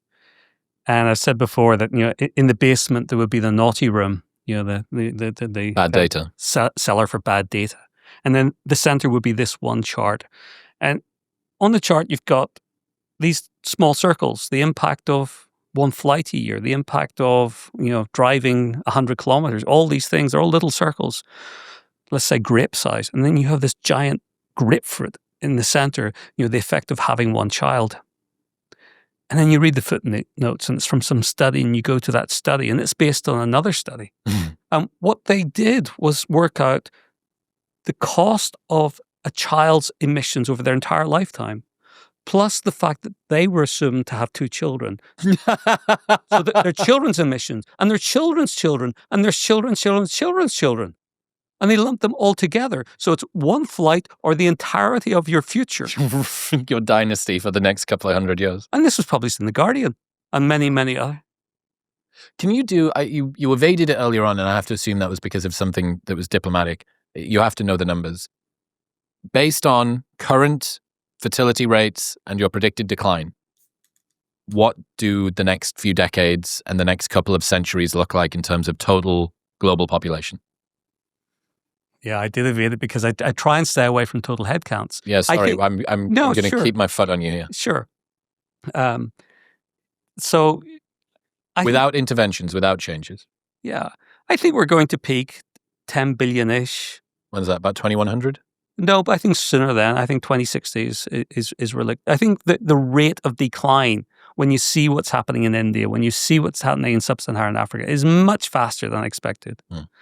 And we're then going to go through a period of not rapid decline at all, because there will be more people living longer. That will continue. Flat. There we go. Yes. And when's that start to happen? Oh, you mean if you're interested, and I'm not sure why anybody would necessarily be focused on total headcount in the year 2100, but it's going to be that far out. And I say that because at that time, so many people are going to be old retirees, unless we have some, technology to, we may well do. Reinvigorate. 100-year-olds might be having kids, but then we might be in a whole new world, but we're really into a world of science fiction there that we can't imagine. So for me, so there's a number I like to share, and it's in my paper. It's the societal half-life, SHL. And I think it should be stated every time a birth rate is quoted. So South Korea, I mentioned it earlier. South Korea's birth rate of around 0.75 now, I believe, means a societal half-life of 20 years. So births are going to half every 20 years. But then eventually everything will half. The economy will half. The number of consumers will half. The number eventually of old people will half. But by that time, the number of children will have halved again, probably several times. And most of the developed world, including the US, are going to be halving in terms of births every 50 to 60 years. China, it's probably 40 years right now. That, to me, when I talk to mayors and governments around the world, I think is more meaningful, that what you're planning now for infrastructure, for tax base, for whatever it is going to halve in this. And of course, it's not like you wait 50 years and suddenly it halves. That path is starting now. And of course, immigration comes into it. And I just to cover that, I'm a migrant myself, so are you in a sense. Yeah. I'm certainly not against migration. I think each country's got its own entire right to decide the level of immigration that's right for them and what context. In Japan, it's very low. That's changing quite rapidly. Other nations like the US, historically, it's been relatively high. But the idea that you can patch over birth rate decline with immigration is another fool's game. So you take a nation right now that becomes dependent on fresh workers because its birth rate is so low, like Germany, Italy, for many decades now. You get to a situation eventually where those retirees or those immigrants will retire, of course, and you need to look after them. Of course, they need taken care of like everybody else. So what do you need with falling birth rates? More immigrants who then get older. So the number of old people will never decrease. The one thing you might say is a benefit to Japan, the number of old people will eventually decrease. So maybe you accept, okay, we need perpetual migration. From where?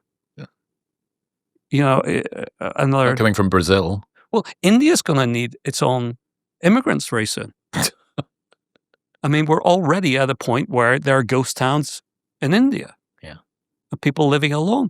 And the competition for migrants, especially perhaps the ones that most countries would best like to have, the younger, the more able and more educated, countries will be offering free housing. Maybe they are already in some cases, you would argue, for people to come to simply support their decaying societies. Two things that we haven't spoken about. IVF, can that not fix this problem? And the second one, adoption. You're saying people, good? Yeah. I've never had a drink like this before. That's element. So it's It is good. It's like electrolytes, sodium, potassium, magnesium. It's salty, which is... Yeah, it is. It's a weird, this is the inverse of birthrate decline. Because it's so salty and nice and sweet, you want to drink more of it. But as you drink more of it, you want to drink more of it. So it's this very strange, it's good. It's really good for you. Natural sweetener, it's fantastic. Total carbs, 1%. Yeah, very good. IVF, adoption. Well, adoption, we can maybe cover that first because it's an easy one. In the US, as you've seen this episode of the documentary, I'm releasing a full feature-length version of the documentary, simply called Birth Gap. It's covering part 1 and the whole thing through. And in it, you see adoption experts, say that in the US, for every adoptable infant, there are 30 parents wanting to adopt, 30 to 1. You have situations... That's pairs of parents, 30 families. Yeah, 30 families. So the chance of adopting an infant, and the quote from the expert was that, people giving away an infant for adoption these days is a very rare thing. Most people are having the children they want to have, which was not the case decades ago. Then you have other regulations, certainly I imagine for good reason, where in some states in the US that children are not allowed to be formally adopted until, for example, 8 years old. Why? Because reconciliation is promoted. Right. The parents who are perhaps drug addicts or divorced and have no money or whatever it is may change their minds, or so might family members. So they're put into foster homes until that age. So now you're adopting an 8-year-old. I guess most people would prefer to adopt a younger child.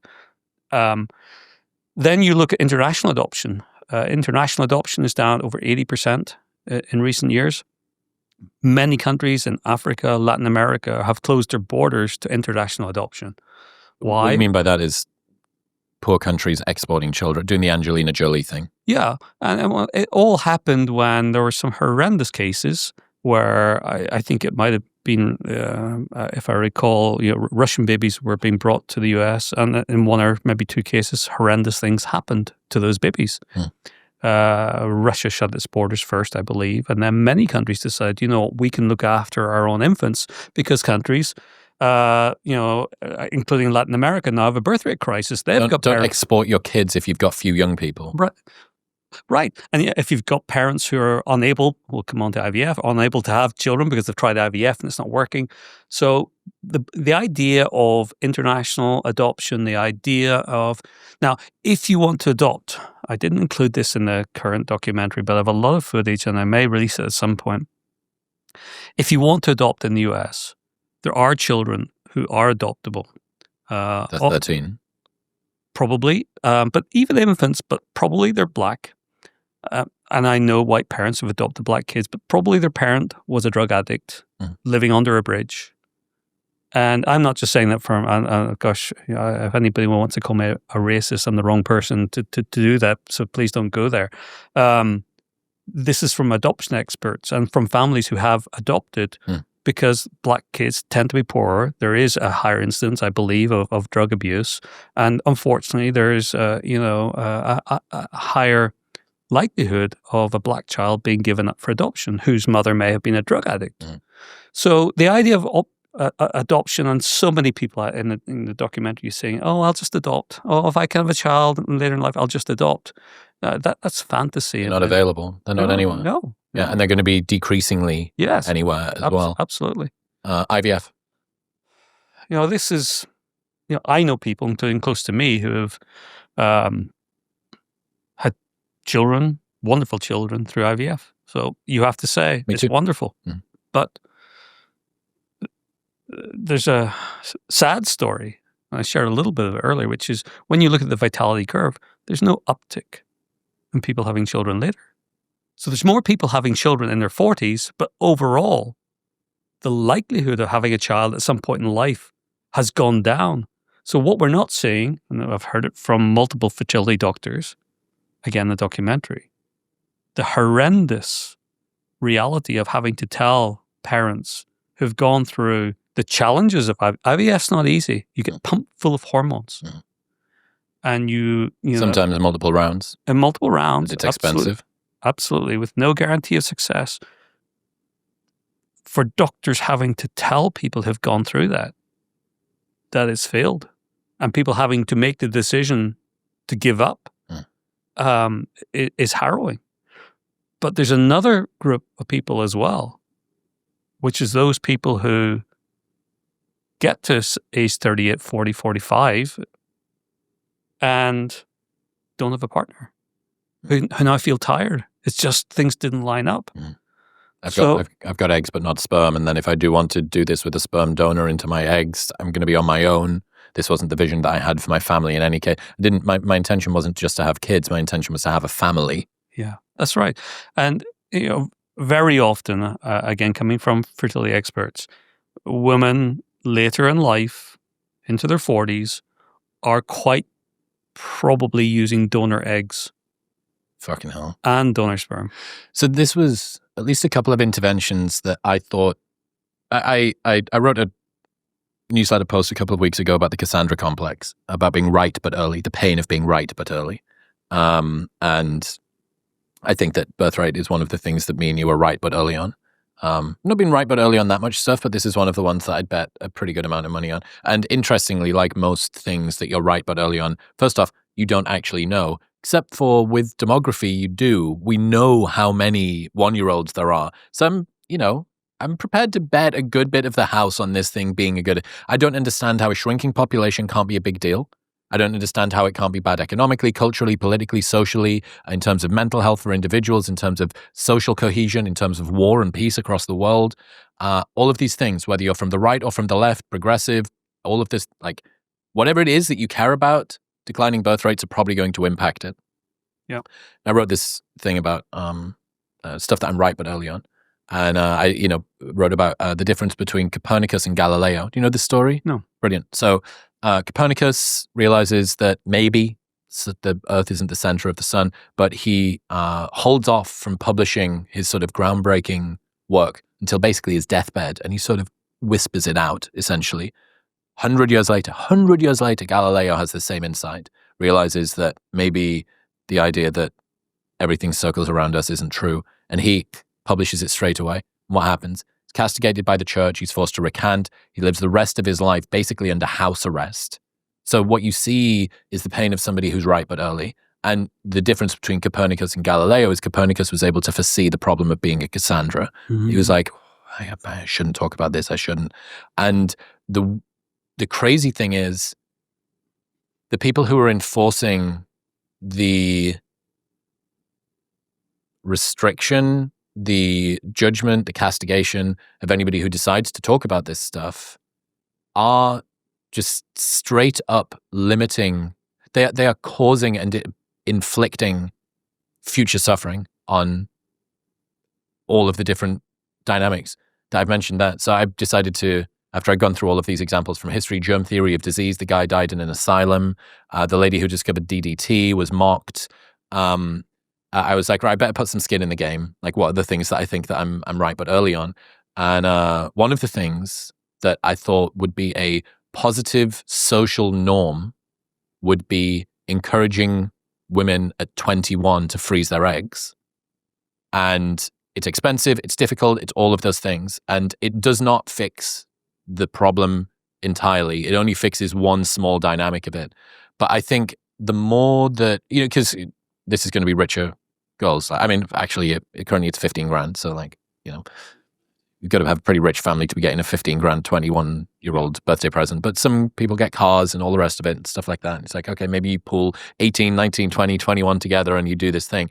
I think that the more that there are movements like that, the more that they are linchpin moments that people hook into and think more seriously about fertility overall, that start to think about it earlier. Well, why am I freezing my eggs? I'm pumping. Oh, fuck, that's why. Because it's a big deal. And because if it goes wrong in a big way. I'm not sure I exactly agree with that about egg freezing at 21 anymore. I did think that. But I worry that in doing so... It encourages people to wait. And then they don't have the partner. We're back into the same cycle. Yeah, I did foresee that. I thought you would say that. Frankly, I just don't have an answer. I'm, not all of my ideas are going to be winners here, Stephen. But the thing, and again, going back to, why being early was important to me, and maybe also to you in this context, it starts people talking about the topic. Mm-hmm. When we did the first podcast, people weren't talking about this in their classrooms, in their homes, with their friend groups at all. No.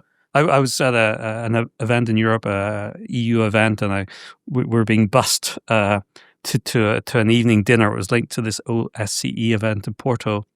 And I happened to sit close to this 21-year-old young woman who, wanted to know a little bit about what I did, and I wasn't a politician that interested her because almost everybody was. And I mentioned the documentary. I said, I'd love to come along sometime if you have a political event, and I'll show. So we talk about this all the time. This isn't new anymore. We're talking about birth rates constantly. Mm. And I think starting to talk about whether it's about egg freezing or IVF or the GDP, or we've given people, in a sense, an open door to actually start talking about a problem that otherwise I think was a very private thing. Mm-hmm. Yeah, well, it is, right? Talking about your choices for starting a family, it feels like a very individual decision. It feels like something that you have a lot of agency over. It feels like this is my choice. But based on the fact that the vitality curve has shifted and there hasn't been a staunch group of 21-year-olds that have just kept this peak in there, well, it shows that it's actually not, you don't have as much volition over this as you said. And you're right. Like, you choose if you are going to not have children. That is something that you choose. Mm-hmm. But you can't, it's going to be much more difficult to choose to have children, especially as a man. You're going to get an egg donor for your sperm and a surrogate from, and I'm going to raise this child on my own as a solo father. Yeah. Like that, this crazy world. So I guess a couple of other things. IVG. In vitro. Gametogenesis. Okay. So this is taking cells from anywhere on the body that you can then turn into pluripotent stem cells that you can then turn into eggs that you can then fertilize. So what you do there is it permits you, if you also move in artificial wombs, you can basically from I'm not sure if it's quite skin cells, but basically any cell on the body, go through a sequence, turn that into an egg cell, then fertilize that with the surplus of sperm that's floating around. And then if you have the artificial womb too, away you go. You basically have the Matrix where it's just banks and banks and banks of humans. You do that. I mean, we're really getting into sci-fi territory here. But yes, but I can already answer that. Statistically, given the data set of 300 million mothers, going back decades where IVF and technology started to creep in, and there's no dent on the vitality curve. So it tells me there's something more powerful, and the only thing that explains this curve is pair bonding, being in a stable relationship where two people are on the same page at the same time. So no matter what you've got in terms of IVG or surrogate opportunities, I think artificial incubation, this idea that we can kind of soon, it won't be soon, test tube baby our way through. Yeah. I have yet to meet a mother who has told me that she would consider remotely being pregnant. I think is something with its challenges that is important to women. And the idea, well, I'll just, Louise has this wonderful line where she says, pregnancy doesn't just make a child, it makes a mother. Right. And probably in many ways, psychologically as well as biologically. Correct. Yeah. So when it comes to interventions, what are the ones that don't work? Everything. Not quite true, but give me the top things that people throw at you. What about? What are the things that just no? Yeah, This is, I talk in different countries, and the thing that is evident to me is that people are convinced that their own local grievance is the reason people are having fewer children. So I was at a technology conference in Japan. Unusual to speak at a technology conference, but industries are now starting to worry about low birth rates, and this was a topic they wanted to hear about. I thought I did a really good job of explaining to this Japanese audience that work-life balance, or having men rather do more in the home, would not change Japan's birth rates, because if you look at Scandinavia, where men already do a lot more in the home, birth rates are pretty much as low as Japan. And to me, that's evidence. It's like you cannot just say, okay, this local solution is based on this if it's not working somewhere else in the world. But it kind of broke my heart afterwards. This lady came up to me and said, yes, but Stephen, really, if men did more here, we'd be fine with birth rates. So I think there is this tendency for people to focus on so in the UK right now, where I've just come from, it's house prices. But that's a regional thing in the UK. You go to the areas of the UK with the lowest birth rates, like Scotland, and you don't have the same house price issue that you have in London. Mm-hmm. So people, I think, have got this tendency to blame. I was calling it the local grievance razor, like an extension to Occam's razor, where the simplest explanation is usually the correct one. For me, it's a case of, well, the local grievance is probably not the explanation to a global or a widespread phenomenon. So you can go through all of those. Because this wouldn't explain, if it was based on the UK saying it's because of housing, and Japan saying it's because of men helping around the home, and Scandinavia saying it's because of cost of living, and the US saying it's because of gun control or whatever it is. If that's the case, why is every country so reliably decreasing at the same rate in the same sort of way at the same kind of time? And now with a vitality curve that can be predicted without knowing any of those things. Mm-hmm. So for me, that's proof positive. But the vitality curve does reveal what for me is more than a glimmer of hope. And it comes back to Hungary, a country I've got to know pretty well. It's cited a lot because of its increased birth rates, but it's now criticized because birth rates in recent year or two have been falling again. I don't care. This idea, this total fertility rate, this average woman, really masks so much relevant information. If you look at births by age in Hungary, the policies from around 2010, right the way through for about 12, 14 years, did one remarkable thing. There was a bubble of young people starting to become parents. So you had like a bimodal vitality curve. Mm. And that is a real outlier for me. So you then look at Hungary and what might they have been doing? Well, Hungary has dozens of policies. Some are interesting. A woman under 30 having a child will have her college tuition cancelled. Mm-hmm. No college fees. A family who wants to, or a couple who wants to have a family, can get effectively a deposit for an apartment or a house. And that deposit increases whether you're going to have 1, 2, 3, or 4 children. There's also this famous thing, perhaps in the media, where a woman having, it was 4 children, I believe it's now 2, will pay no income tax for life. Mm-hmm. But the one that I think is most interesting in all of that is helping young people get housing in Hungary. I think that caused enough young people who were in a stable relationship at a younger age to think, let's do it. Why not? In a way that in many other nations that just isn't part of the psyche. So Hungary certainly hasn't solved its crisis at all, but it's a signal of hope. But the irony of this, and people are going to hate me saying this, but from the data, so I'm going to blame the data. What we have to do is put all our efforts on the young. We almost have to take all the incentives away from the over 30s having children and put everything into, well, I've cited 25-year-old is the optimal age, and people look at me as if that's impossible. But I'm looking at data here. The more we can do to help younger people have stability. So back to economic vulnerability, having some framework that gives them security to know that, well, I've got a good employer. I am allowed to take this, extended period off. I love the idea of young people having a career. It's more and more the gig economy, of course, so it's not for everybody necessarily, but let's say joining an employer and you take your 3-5 years off, most likely a mother, but it could be a father, I guess. But you're still an employee. You still have the business card. You still have the email. You still go to the Christmas parties or whatever party the company throws. You still do training.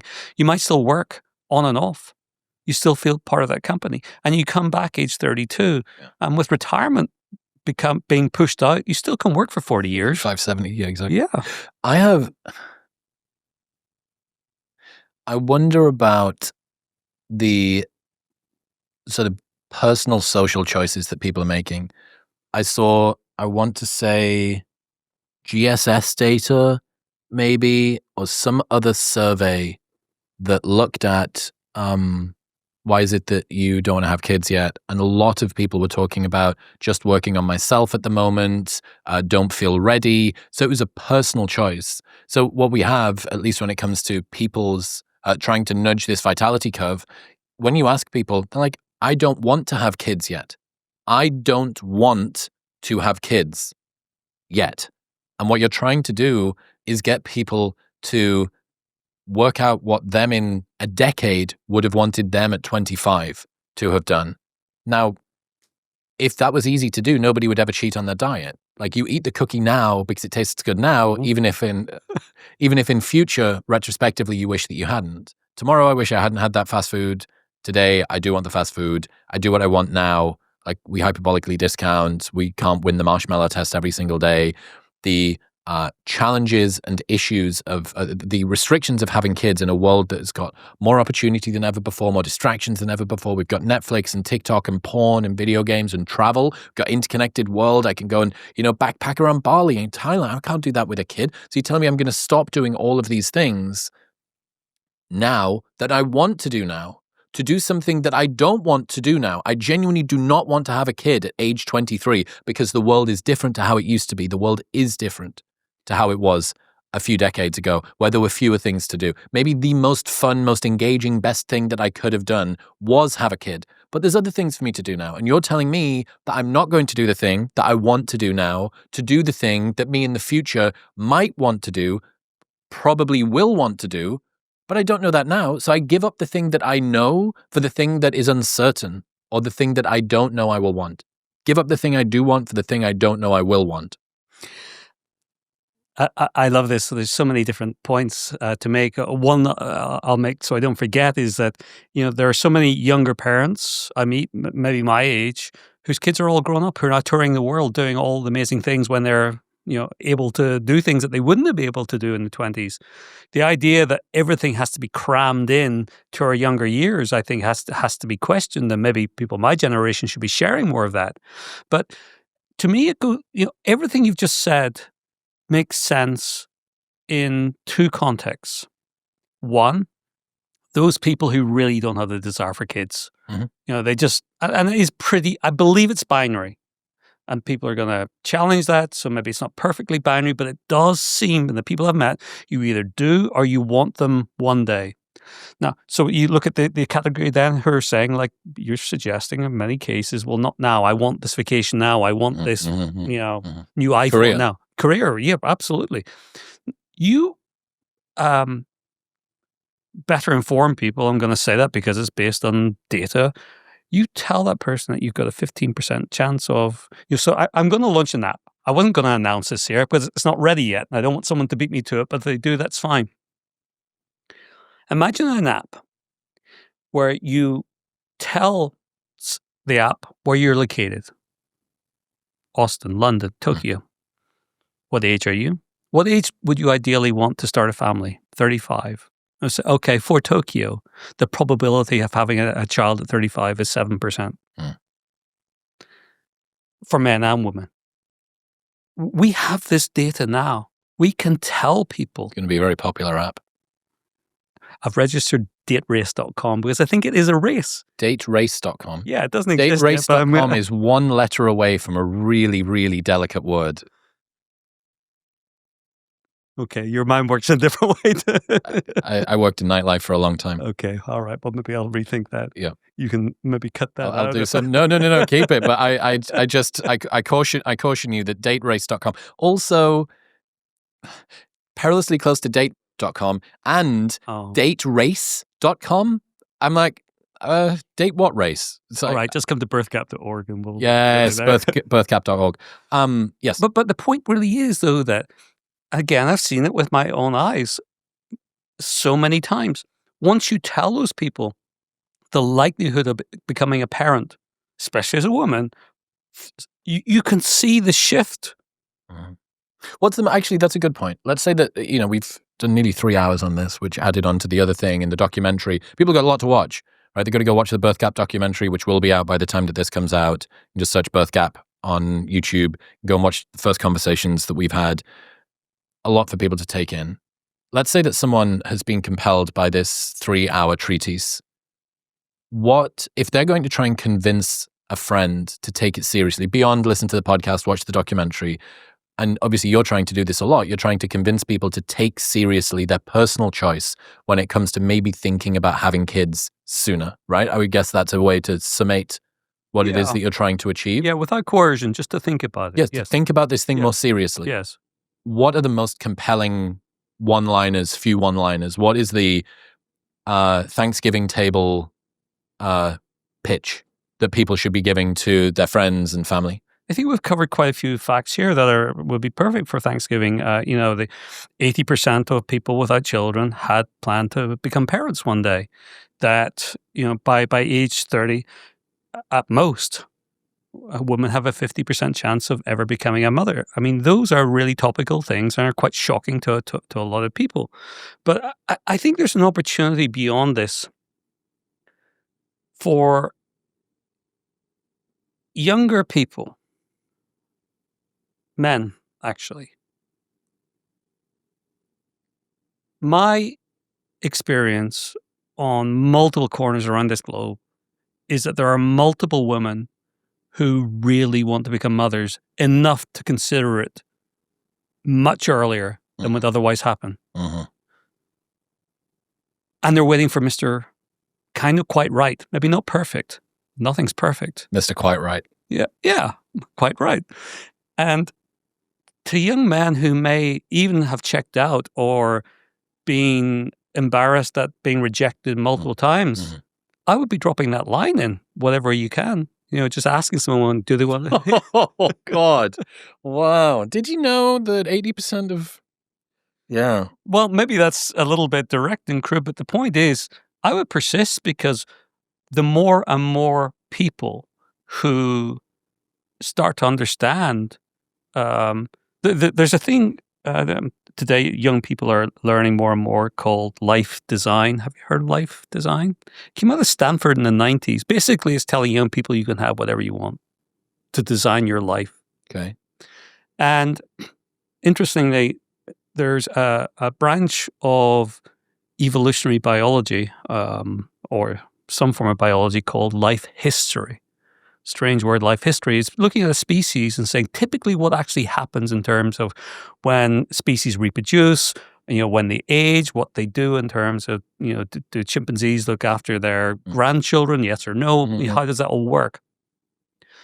And for me, I want to put life design and life history together for humans. Look at the reality of what tends to happen to young people in terms of that curve, the probability of having a child at a certain age against your aspirations. And I think the more young people figure out that you can't have it all. It's a lie that you can have certainty about having it all. You might be very lucky and get it all, but your sister might have managed to get it all. Right. And the more they have it all, the greater the likelihood that others won't.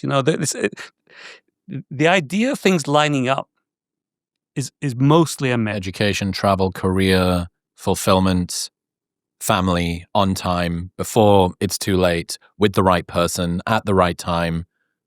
It's mostly it's a myth to suggest that there's a high likelihood of that for anyone.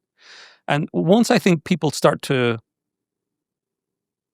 from data again, understand what these realities are, I think the psyche will change. And my point to young men is, don't give up. I know there are women out there. This comes back to what I was just saying before, that it is about trade-offs. It is about, well, I know what I want and I know what I can get right now. I have much more agency over my own career, over my own education. One of the reasons I think that people prioritize careers over relationships is that a career can never leave you. You can only choose to leave it. A partner is not quite the same. Mm-hmm. There's a level of existential investment, of romantic investment that is not within your control. In a world where people are dealing with more anxiety and uncertainty, depression than ever before, I think that it tends us to go for things that are safer, and it's just a sexier talking point. Like, there is really easily a way to look at every single thing. If you take a very, very low resolution view, there is a super easy way for somebody to look at the entire conversation that we've had today and say, this is just men telling you to not embrace your freedom in the modern world. And it takes much longer than that one sentence to rebut that one sentence. What that means is there's an asymmetry sort of with the battle of ideas that we've got going on here. Yeah, but ultimately, we've started a conversation. And I think people will make up their own mind. That person lecturing, telling someone they can have it all, when we start challenging that, and that's never really happened before, challenging that, saying, look at all these childless women grieving in tears about their lost dreams, men too. Mm-hmm. And here's the actual raw data that shows right now in the US, a woman who wants to have children has basically got a 25% chance of, a 60% chance of becoming a mother in the US. Only 6 out of 10 people will do. So I think I no longer care about, I've only been cancelled once, but it was enough to see that the views in the documentary went up 100,000 from the media coverage that got. Yeah. So I don't mind at all about the naysayers, the challengers. They actually are, so the asymmetry, I think, comes the way. Well, ultimately, unless you're going to misrepresent either stats or intentions, the power lies with what's true. And again, with demography, this is one of the things, even with regards to climate change, we understand where the climate is now, but we're only using prediction models to work out how that's going to affect things in future. Demography may be the most accurate in terms of, we don't know what the financial market's going to do in the future. We don't understand what's going to happen to cloud formation. We don't understand what's going to happen to sea levels. We know how many 1-year-olds we've got. Which means, you don't know how long people are going to live, but you can't make any more 1-year-olds or 2-year-olds or 3-year-olds or 15-year-olds. So we know how many 75-year-olds there will be maximum in the year 2100. This is the limit. Yeah, because they're being born this year. There can't be any more. That's right. Yes. And yet it surprises me greatly is that organizations, publications are in some form of denial. So the UN came up with some projections. It's been on X quite a lot this past week about likely scenarios of future population levels of the planet based on birth rates. And they've got these different scenarios, best case, mid case, worst case in terms of birth rates. But every single one of them assumes that birth rates will go back up to 2.0. When? Well, they just over the century. There's no rationale for it. It's just, they must do. This is... So the worst case scenario still assumes a best case scenario. Way better than anybody that's actually looking at the data or understanding the mechanisms of this would think. Yes. So, and part of it I get, the Economist came out with an article this week saying basically don't panic about low birth rates. Sure, we shouldn't be panicking, but we got to be realist about it. Things will change. And I disagree. I disagree entirely. I think it's perfectly right to panic about low birth rates. I am. I don't, I'm a pretty even keel guy. I haven't got involved in many sort of big social movements. I've largely been a only child energy adult infant until pretty much now. I cared about some stuff to do with mating because I was worried about loneliness and people not coupling up. I got worried about AI safety and the alignment problem. I got worried about that about 8 years ago or so, and that's still something that's a big part of my concern. I'm worried about existential risks more generally, pandemics, bioweapons, including climate change, although it's on a longer, more protracted timeline. But this is the first one that really has like huge global implications. And I'm sure that everybody, even the people from fucking Heaven's Gate, right, that were sure this asteroid was coming over and we're going to, this is going to destroy the Earth, or, people that thought that in 2021 or whenever it was that the Earth was going to be destroyed, all of this stuff, like everybody from the inside of some inaccurate cult believes that they're telling the truth. But none of them have got the level of certainty and data that demographers do. So it kind of comes back to raw stats. And that's why, I would love to get you to sit down with Louise Perry. I'd love to get you to sit down with Brad Wilcox and the Collinses and have a conversation where we thrash this sort of stuff out, because I think they've got important elements to contribute to this. What are the mechanisms that are going on? What are we seeing with regards to relating and culture? What was the change with regards to the pill, with the sexual revolution, with all of these sorts of things, hypergamy, changes in socioeconomic status. But first and foremost, demography is about maths, and that's where you come from.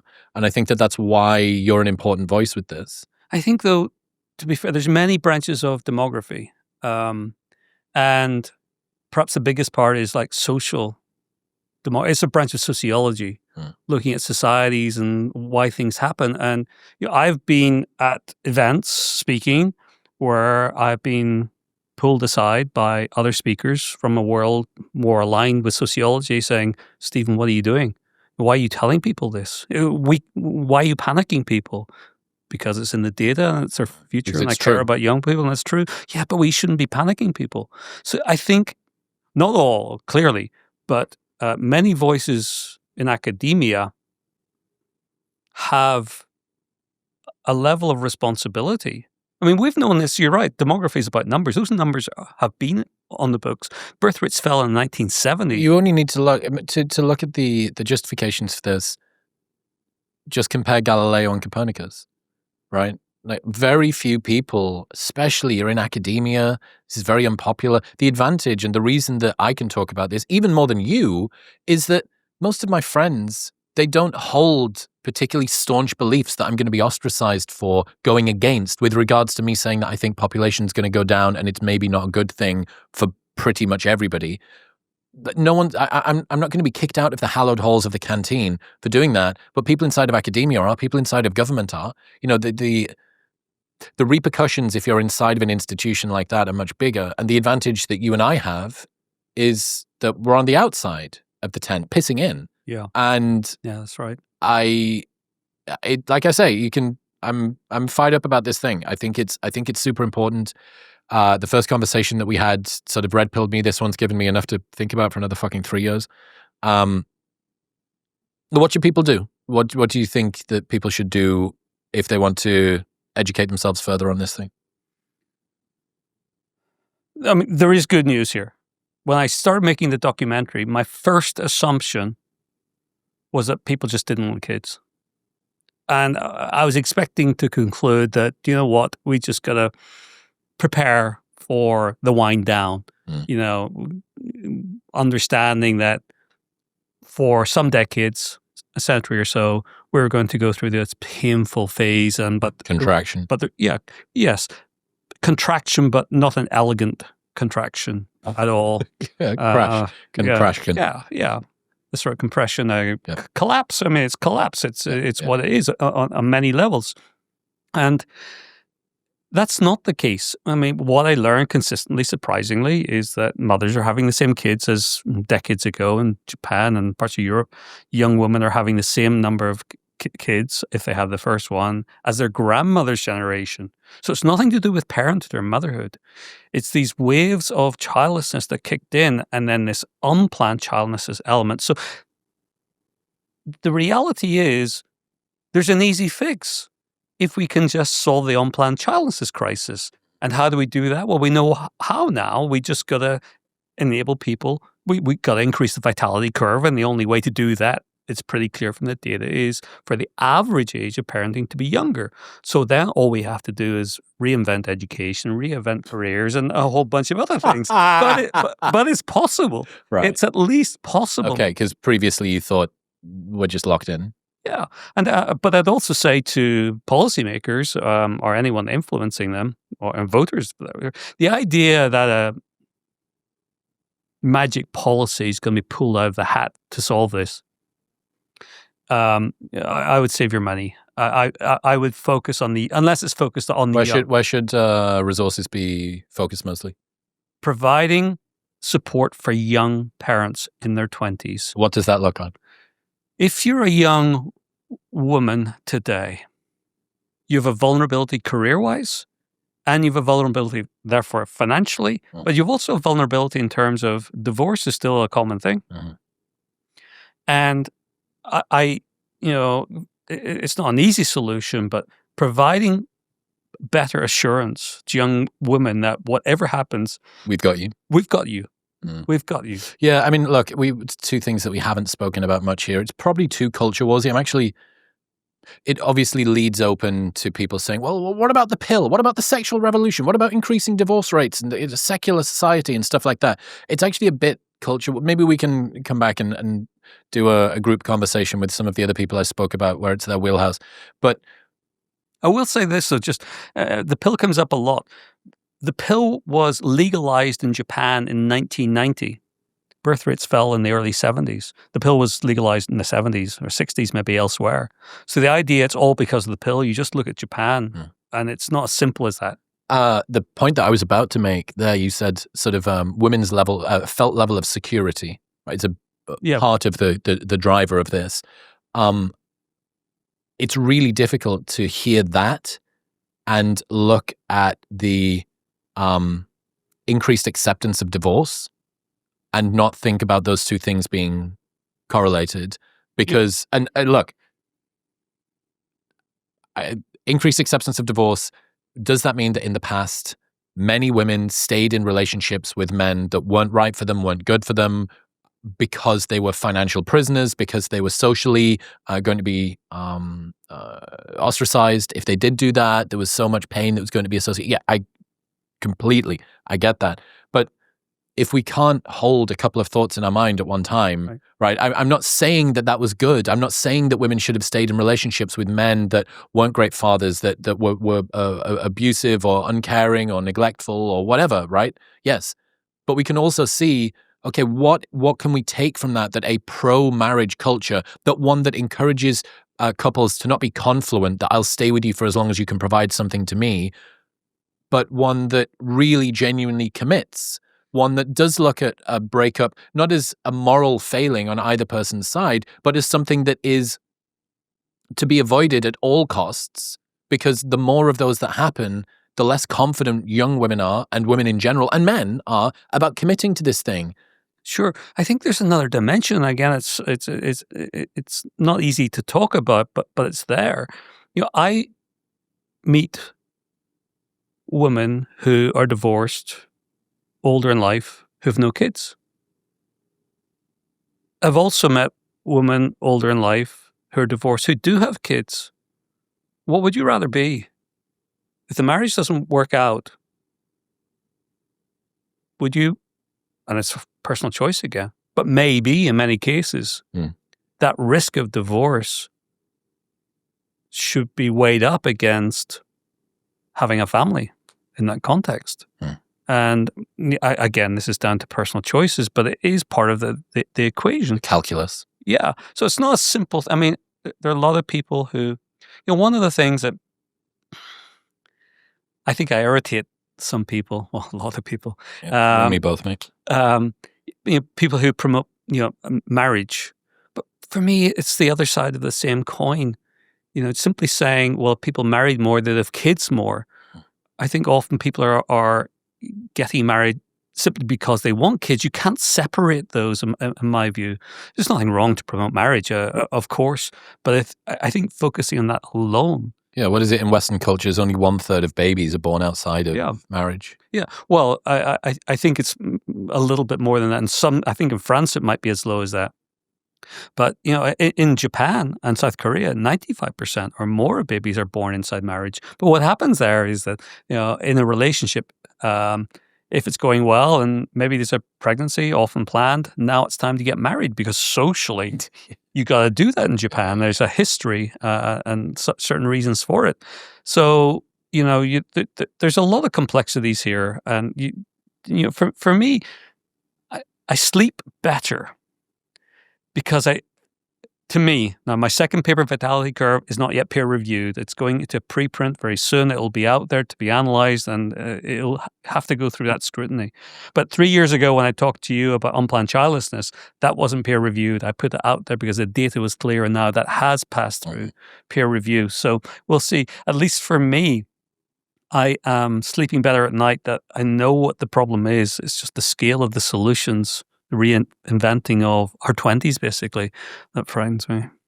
Stephen Shaw, ladies and gentlemen. Stephen, you're great. I appreciate you, man. I commend the fact that you are continuing to be obsessive about this one problem. And people should just go and watch Birth Gap. Search Birth Gap on YouTube. That's all you need to do. Birthgap.org to keep up to date with this stuff.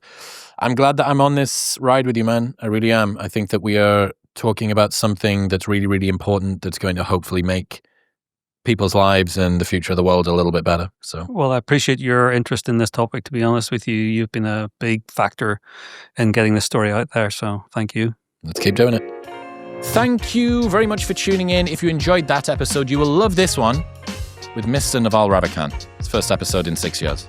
Go on, press it.